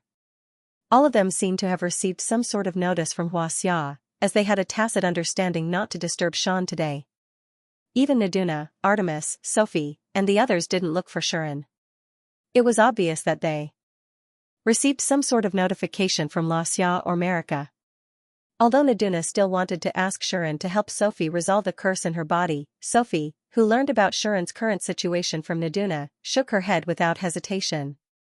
Mr. Shuren is currently at a crucial moment of transcendence. It isn't suitable for him to use the holy sword frequently.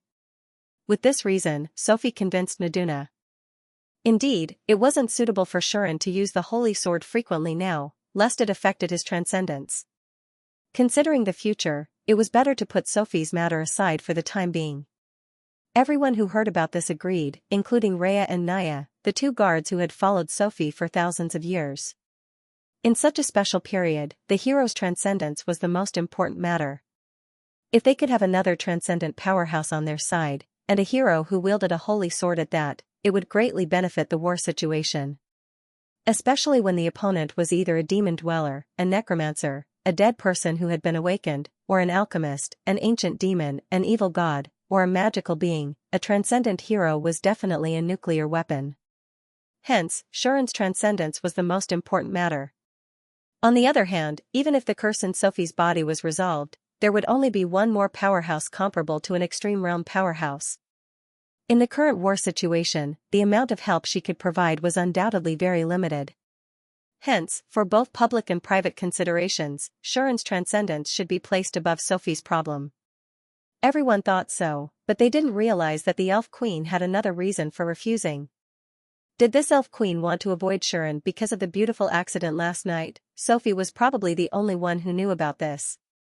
Just like that, the elven homeland passed the rest of the day in an inexplicably peaceful atmosphere. Only Naduna, who had already broken the seal and could completely release her authority, transform into nature, and monitor the entire Tagore forest, noticed some abnormalities. Why do I feel that the undead, alchemists, and magic life forms in the forest are acting differently? Nadia was observing the situation in Tagore's forest, watching the movements of the enemy with a suspicious look on her face. After a while, Nadia's expression changed. Oh no! Without any hesitation, Naduna revealed her true form in the queen's palace. Quick! Tell everyone to come to me. Naduna gave instructions to the goddess beside her. Queen's palace, God's hall. In the evening, when night was about to fall, the important figures of the elf homeland gathered here. Goddess Naduna. Sophie, Rhea, and Naya hurried to the god's hall and saw Naduna. What happened? Artemis also appeared here and saw Nadia. Melika and Yulian also came. They received Naduna's notification and rushed here as soon as possible. Under such circumstances, everyone could only see Nadwa's solemn and even somewhat dignified expression. This told everyone that something big was about to happen. And so it was. Just now, I discovered that the alchemists, undead, and magic life forms in the tiger forest, and even the young demon dwellers, have all changed. Naduna didn't beat around the bush and went straight to the point. They are no longer rampaging aimlessly in the tiger forest like before. Instead, they are all gathering in the direction of the elf homeland. As soon as this was said, everyone's expression changed. It was especially so for Sophie and the others. Their expressions turned ugly. That was because the same thing had happened once before. At that time, the home of the elves was invaded. Could it be that the newborn primal demons are attacking again? Sophie's hand that was holding the scepter tightened. Most likely so? Naduna said solemnly, there is only one reason why they are gathering their forces like this. The enemy is planning to launch a general attack? Artemis said coldly, will the demon dweller and the necromancer appear? I don't know. Naduna shook her head and said, so far, there are no existences of that level appearing. Regarding this, no one was at ease at all. There was no other way. I remember that goddess Naduna didn't notice the appearance of the demon dweller and the necromancer last time, right? The enemy has the ability to hide their tracks and deceive goddess Naduna's vision. Rhea and Naya couldn't help but say this. In other words, existences of that level might really be here, but we just haven't noticed them yet, right? Yulian suggested. This sentence successfully caused the atmosphere to become oppressive. If that was really the case, then it would probably be another fierce battle. Should we ask the kingdom for help and ask goddess Lidas and Anima to come and help? Marika said in a low voice with an uneasy expression. Before Naduna could say anything, Sophie shook her head first. No, we can't be sure if this is a deceptive move of the enemy. Sophie said solemnly, if the goddesses Ledas and Anima come here, the royal capital will lose its defense. Without Ledas and Anima guarding the kingdom, if it was attacked by the newborn, primordial demon, it would be over. In a situation where they couldn't be sure if the enemy's transcendent level existence would come here, doing such a thing would undoubtedly push the kingdom into a pit of fire. No one could guarantee that the enemy wouldn't deliberately lead Ledas and Anima to the elf's homeland, causing the kingdom to lose its supreme expert. Now, even the brave ones are on our side. If we transfer the transcendent level combatants from the kingdom over, the risk will be too great. Sophie wouldn't ignore the safety of others just because her own race was about to be in danger. Sophie's right. Naduna nodded and said, Ledas and Anima can't leave the kingdom. They must stay in the kingdom. We have to solve the problem on our side. Everyone nodded and expressed their understanding. Artemis even snorted coldly in response. It just so happens that I still have a score to settle with that evil necromancer. Thinking of her previous encounter, Artemis's aura skyrocketed. Previously, because of the princess's sneak attack, she was corroded by the aura of death. She was even besieged and almost lost her life. This time, she had fully recovered. Naturally, she wanted to return the favor to her previous opponent. She didn't think that she would lose. Artemis had a basic understanding of the necromancer's strength. The opponent's strength was only at the level of Naduna and Anima. However, with the characteristics of a necromancer, if he had a large amount of aura of death to use, his strength could reach the level of a demon. This level of strength was about the same as Artemis. However, as the goddess of justice and order, Artemis's authority had the ability to restrain such an existence. Although it wasn't at the level of the holy sword, Artemis believed that with her authority, she would be able to gain the upper hand. As for the demon, how is the brave ones doing now? Artemis turned to Yulin and Melika. If they wanted to deal with the demon, they could only ask for Shuren's help. Although Naduna was also a transcendent level, she was at the bottom of the transcendent level. She couldn't compare to Donna's, who was a demon. Even if Donna's had not fully grasped the power of a demon, it would be difficult for Naduna to be his opponent. She could only barely deal with him. In addition, after so many days, it was hard to say how much Donna's had mastered the demon's power. Whether he was still at the same place or not, it was hard to say. To be on the safe side, it was better to let Shuren deal with the demon. At the very least, Shuren had crusaded against the demon dragon Magal in the battle of the royal capital and defeated Helemus once. With such a person, he was undoubtedly the most suitable to deal with the demon. The problem was, my stupid master has been hiding in the room for a day. Even his lunch and dinner were sent in by Miss Xianxia. Who knows what's going on with him now? Yulin's words were merciless, but there was a hint of worry in her expression. It was the same for Marika. Miss Xianxia said that Mr. Shuren doesn't want to be disturbed now. That's why we haven't seen Mr. Shuren for the whole day. There was a hint of disappointment in Marika's tone. Obviously, not being able to see her sweetheart made Marika quite worried. Could it be that he has reached the final stage of the Transcendence transformation? Sophie hesitated to mention this possibility. It's possible. Naduna said helplessly, if that's the case, it's better not to let him participate in this battle. Can't he participate? Adatimus frowned, isn't that disadvantageous to us? There's no other way. Naduna said, we can't let Shuren be in the same state as Philip the Brave, right? Artemis was speechless after hearing Kiran's words. Everyone present already knew about Philip, the hero. They knew why he had died on the battlefield, and why he had been reduced to perishing together with the enemy's main force. Thinking of this, no one wanted Shuren to walk on a path of no return at this critical time for the elven homeland. Don't worry too much. Seeing everyone's solemn expression, Naduna quickly said, we still have Lilith. Hearing this, everyone's expression brightened. That's right. In addition to Shuren, Naduna, and Adatimus, there was also Lilith who had transcendent-level combat power. This was the strongest evil goddess who was equally famous as Adatimus. She once turned the earth into purgatory, and her strength was comparable to the demonic beings. With her around, even if the enemy demons couldn't be taken down, they could still block them.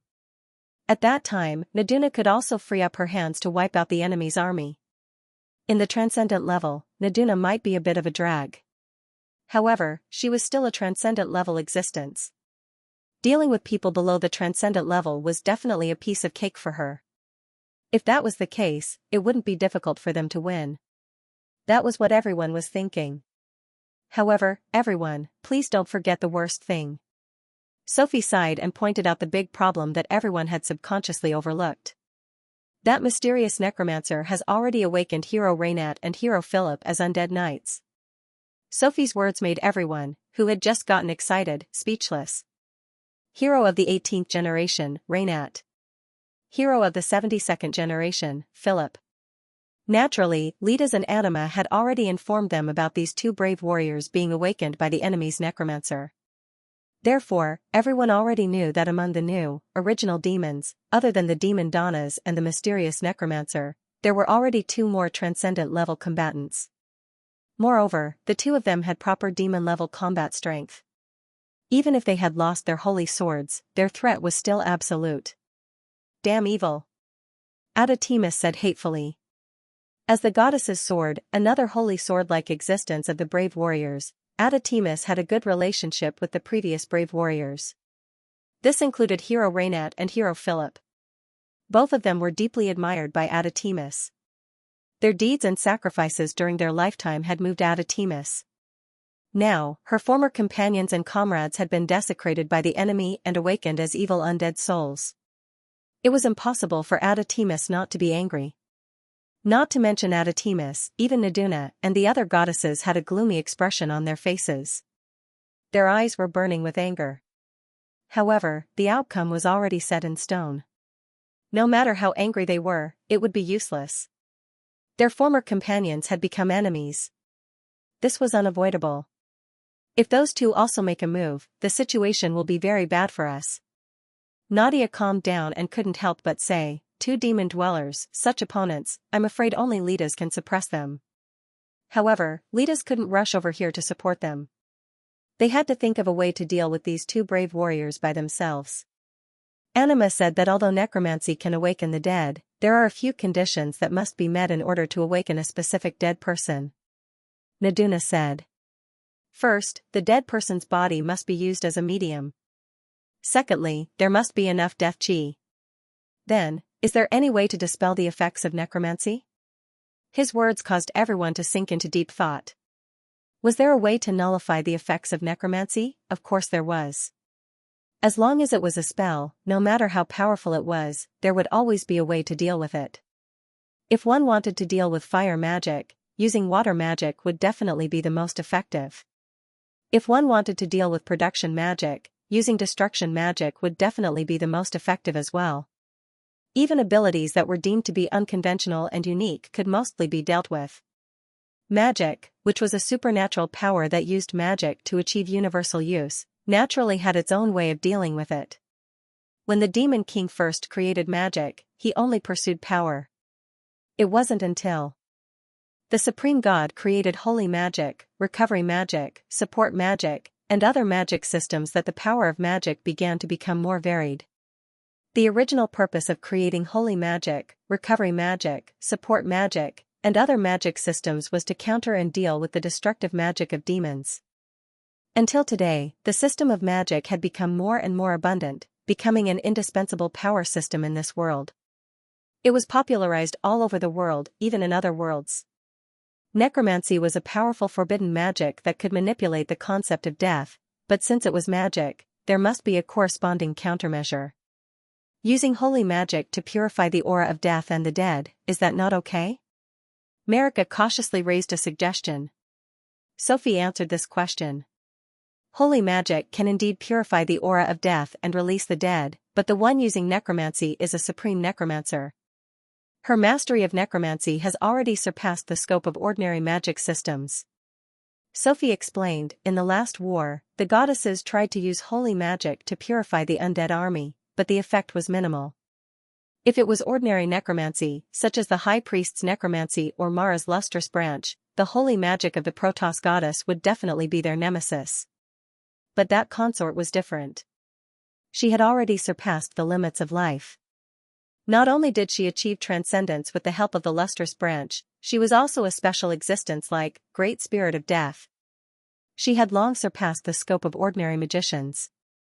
The great spirit of death was born after exhausting the limits of necromancy. Her body was between life and non-life, and she used this to get rid of the restrictions of truth on life. Once such an existence successfully transcended, the necromancy that made up her foundation would probably change.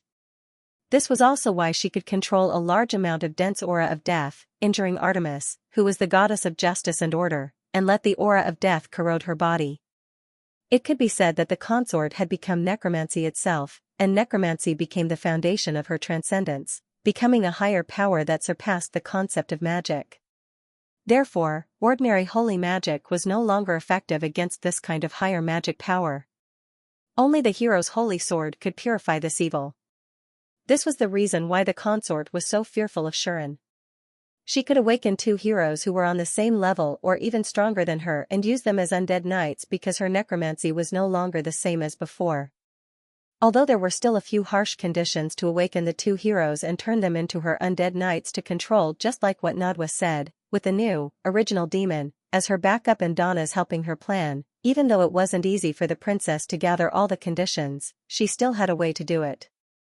The evidence was that the two heroes had indeed become undead knights and became the trump cards that the new, original demon, used at the critical moment. Of course, I still don't believe that the necromancer has a way to completely control the two undead knights who might be more powerful than her. Yulin, on the other hand, pouted and said, even if it is true, there must be some other method to support it. I think so too, Adatimus agreed. Everything has its limit. Even Lilith couldn't turn all the lives in the world into evil creatures. She could only spread evil energy to a continent. The creator of necromancy is said to be a legendary-level priestess. I heard that she did build an army with necromancy, but the scale stopped when it reached a few million. Of course, anima suppression in the lower realm was one of the reasons, but there must be other reasons as well. For example, with the power of the high priestess, she could only create and control millions of undead knights. Any more and she wouldn't be able to control them. The consort must be the same. It's fine if it's ordinary undead knights. They're just ants if they haven't reached transcendence. For the necromancer who has reached transcendence, she can create as many undead knights as she wants. However, I don't believe that she can control the souls of two heroes who are on the same level but stronger than her. I don't believe that she can control the souls of two heroes who are on the same level but stronger than her.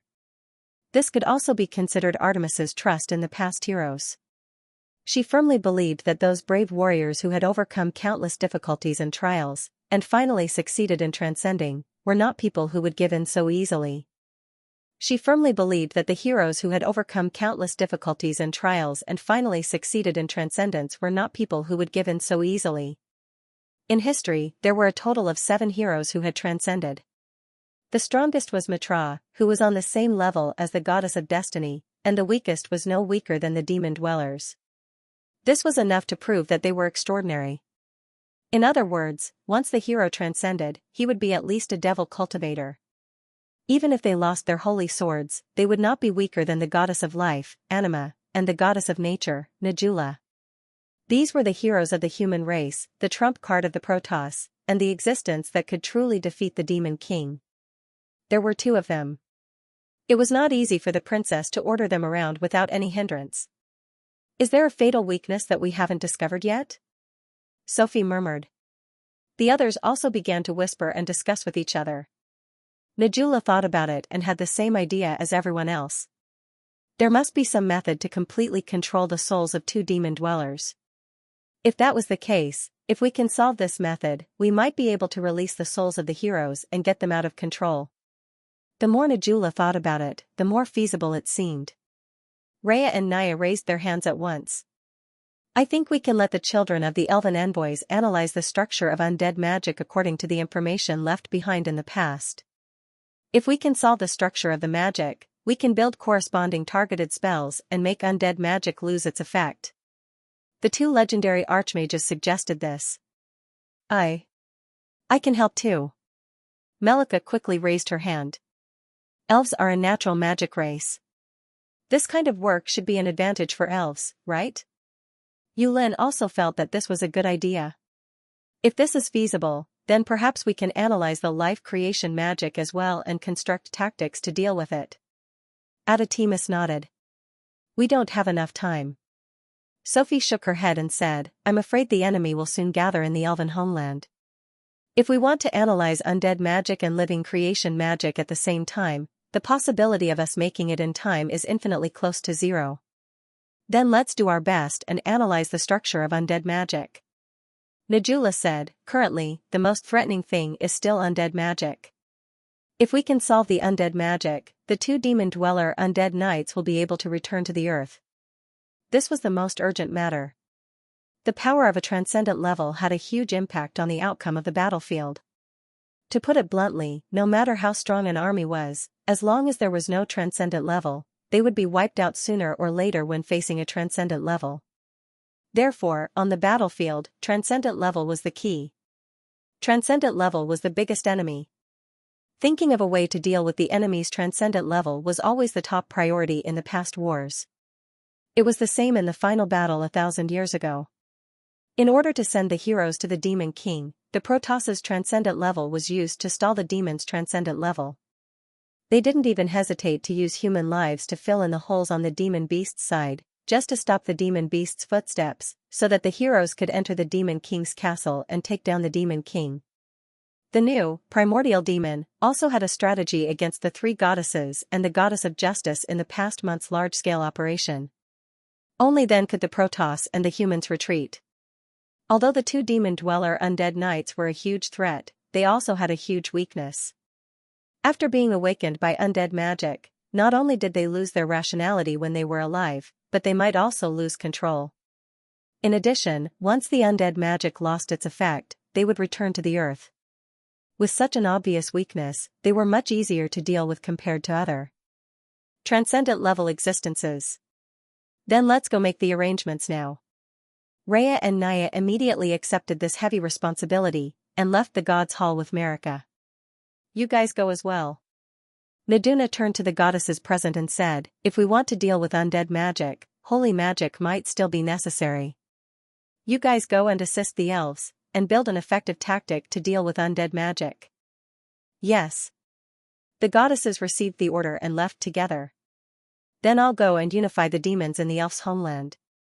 Yulin took over this task. As the queen of magic beasts, Yulin was undoubtedly the best choice to unify the magic beasts of the elven homeland. The enemies didn't only consist of demon dwellers, undead magicians, and undead knights. There were also all kinds of miscellaneous soldiers. The elves' population was so small. Without the help of the reared demon army, it would be difficult to organize an effective resistance against a large number of undead, demon refiners, and magical life forms. I'll leave it to you. Naduna nodded at Yulin. After Yurine left, only Natula and Artemis were left at the scene. The 2 of them looked at each other quietly. Then, they looked outside the queen's palace, waiting for the storm to arrive. At the same time, in a temple at the edge of the divine realm, an unknown conversation was also going on. You despicable woman. Shameless. You actually plotted against me?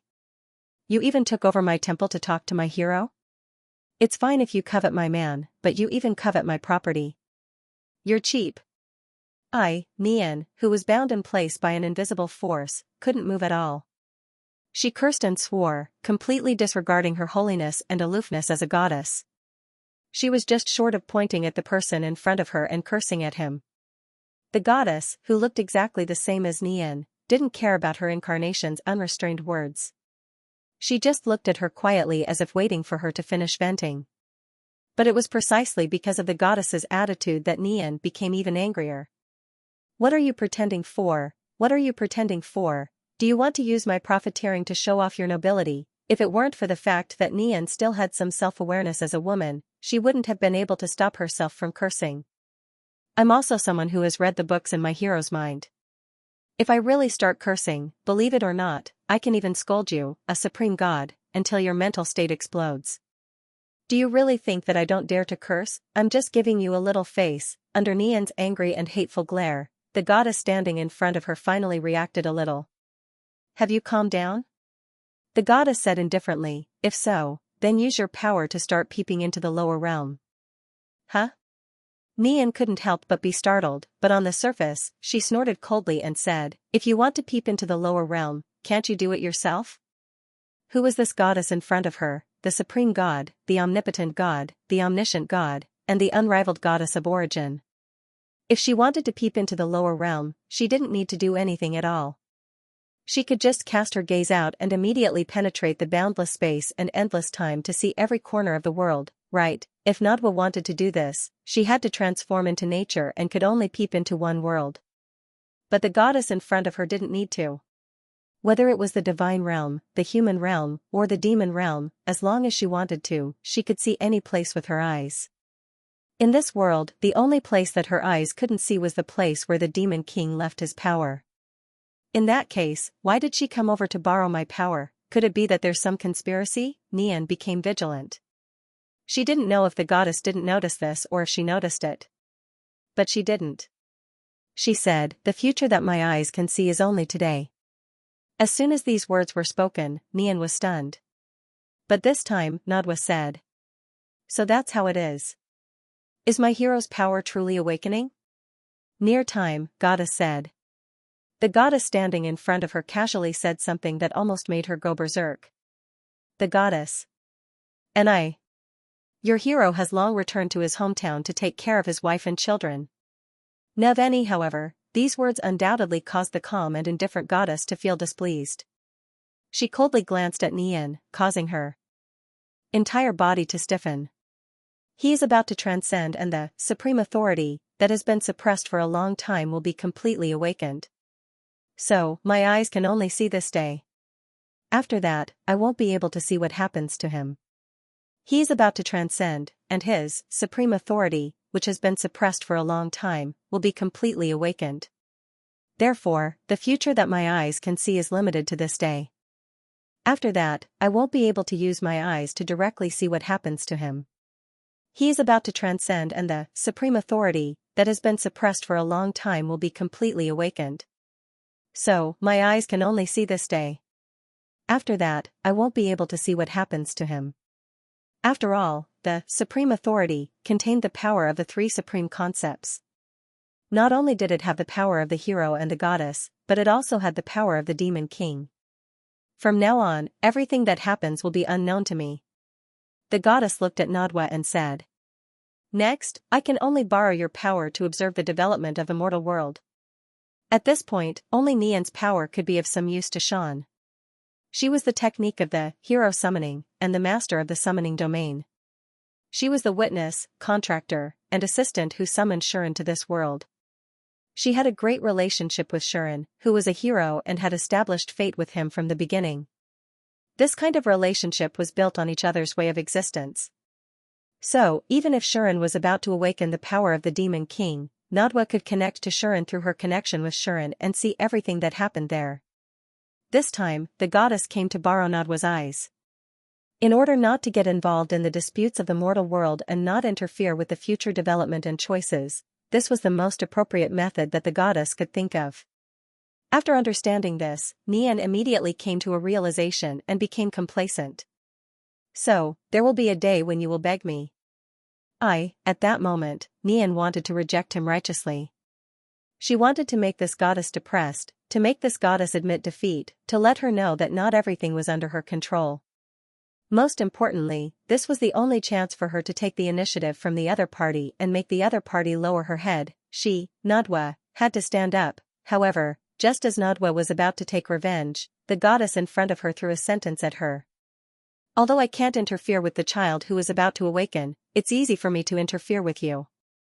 Such a sentence caused Nadwa to choke on the words of refusal in her throat, and she almost sent her away.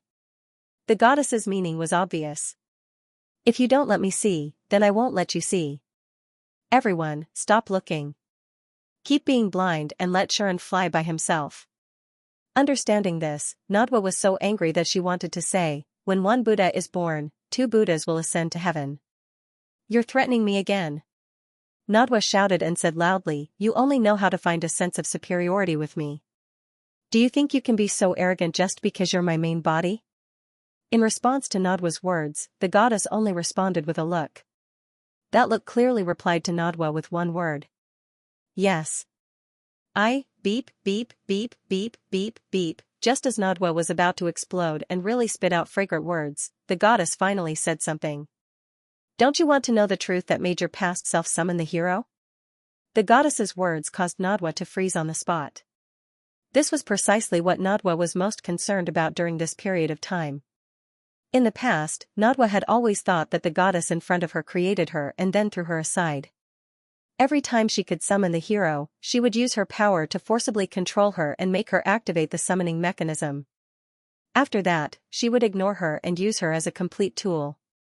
It wasn't until the goddess in front of her woke up and looked at her that Nadwa realized that from the beginning to the end, she wasn't the one who used her to summon the hero and used her as a tool. This goddess had only summoned the hero once. It was the hero of the first generation, who had the same name as Nadwa and was the first holy sword hero who passed down the three supreme powers to Shuren.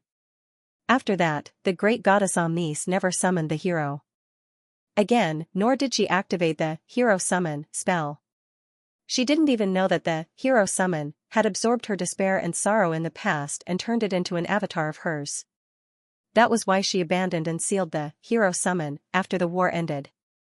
It was only after she woke up this time that the goddess discovered Nadwa's existence and knew that she had an avatar. Regarding this matter, Nadwa was naturally unwilling to believe it at first. However, she knew that the goddess wouldn't lie, or rather, there was no need to lie. The goddess didn't even have the disdain to lie. She had always been straightforward and perhaps would hide things that shouldn't be revealed, but she wouldn't deliberately lie. Since that was the case, everything that the goddess said was highly credible. Nadwa also desperately thought about it. If it wasn't this goddess, then who was controlling her from behind and controlling the hero summon, the greatest miracle in history? Who in this world could disregard his own will and not be discovered by Omnis? Who else could control the grand arcana, summoning of the brave ones, as he pleased? This was undoubtedly a terrifying thing to think about. At least, there was only one person that Nadwa could think of. But why did this person do it? That was Nadwa's only question. No, it wasn't exactly a question. Nadwa also knew about the grudge between the hero of the first generation and the origin, so she could naturally come up with some speculations based on what she knew. Therefore, Nadwa could more or less guess why the person did this. But she still didn't want to believe it. Or rather, she didn't dare to believe it. There was no other reason other than that the person was too sorrowful. The goddess who stood in front of Nadwa looked at Nadwa, who had a gloomy expression, and said softly, "Next is the turning point of fate. The choice he makes will directly affect the future of this world and even our future. We can't get involved in his choice or interfere with his choice. The only thing we can do is to watch quietly from here and see what happens next." The goddess's words entered Nadwa's ears one after another.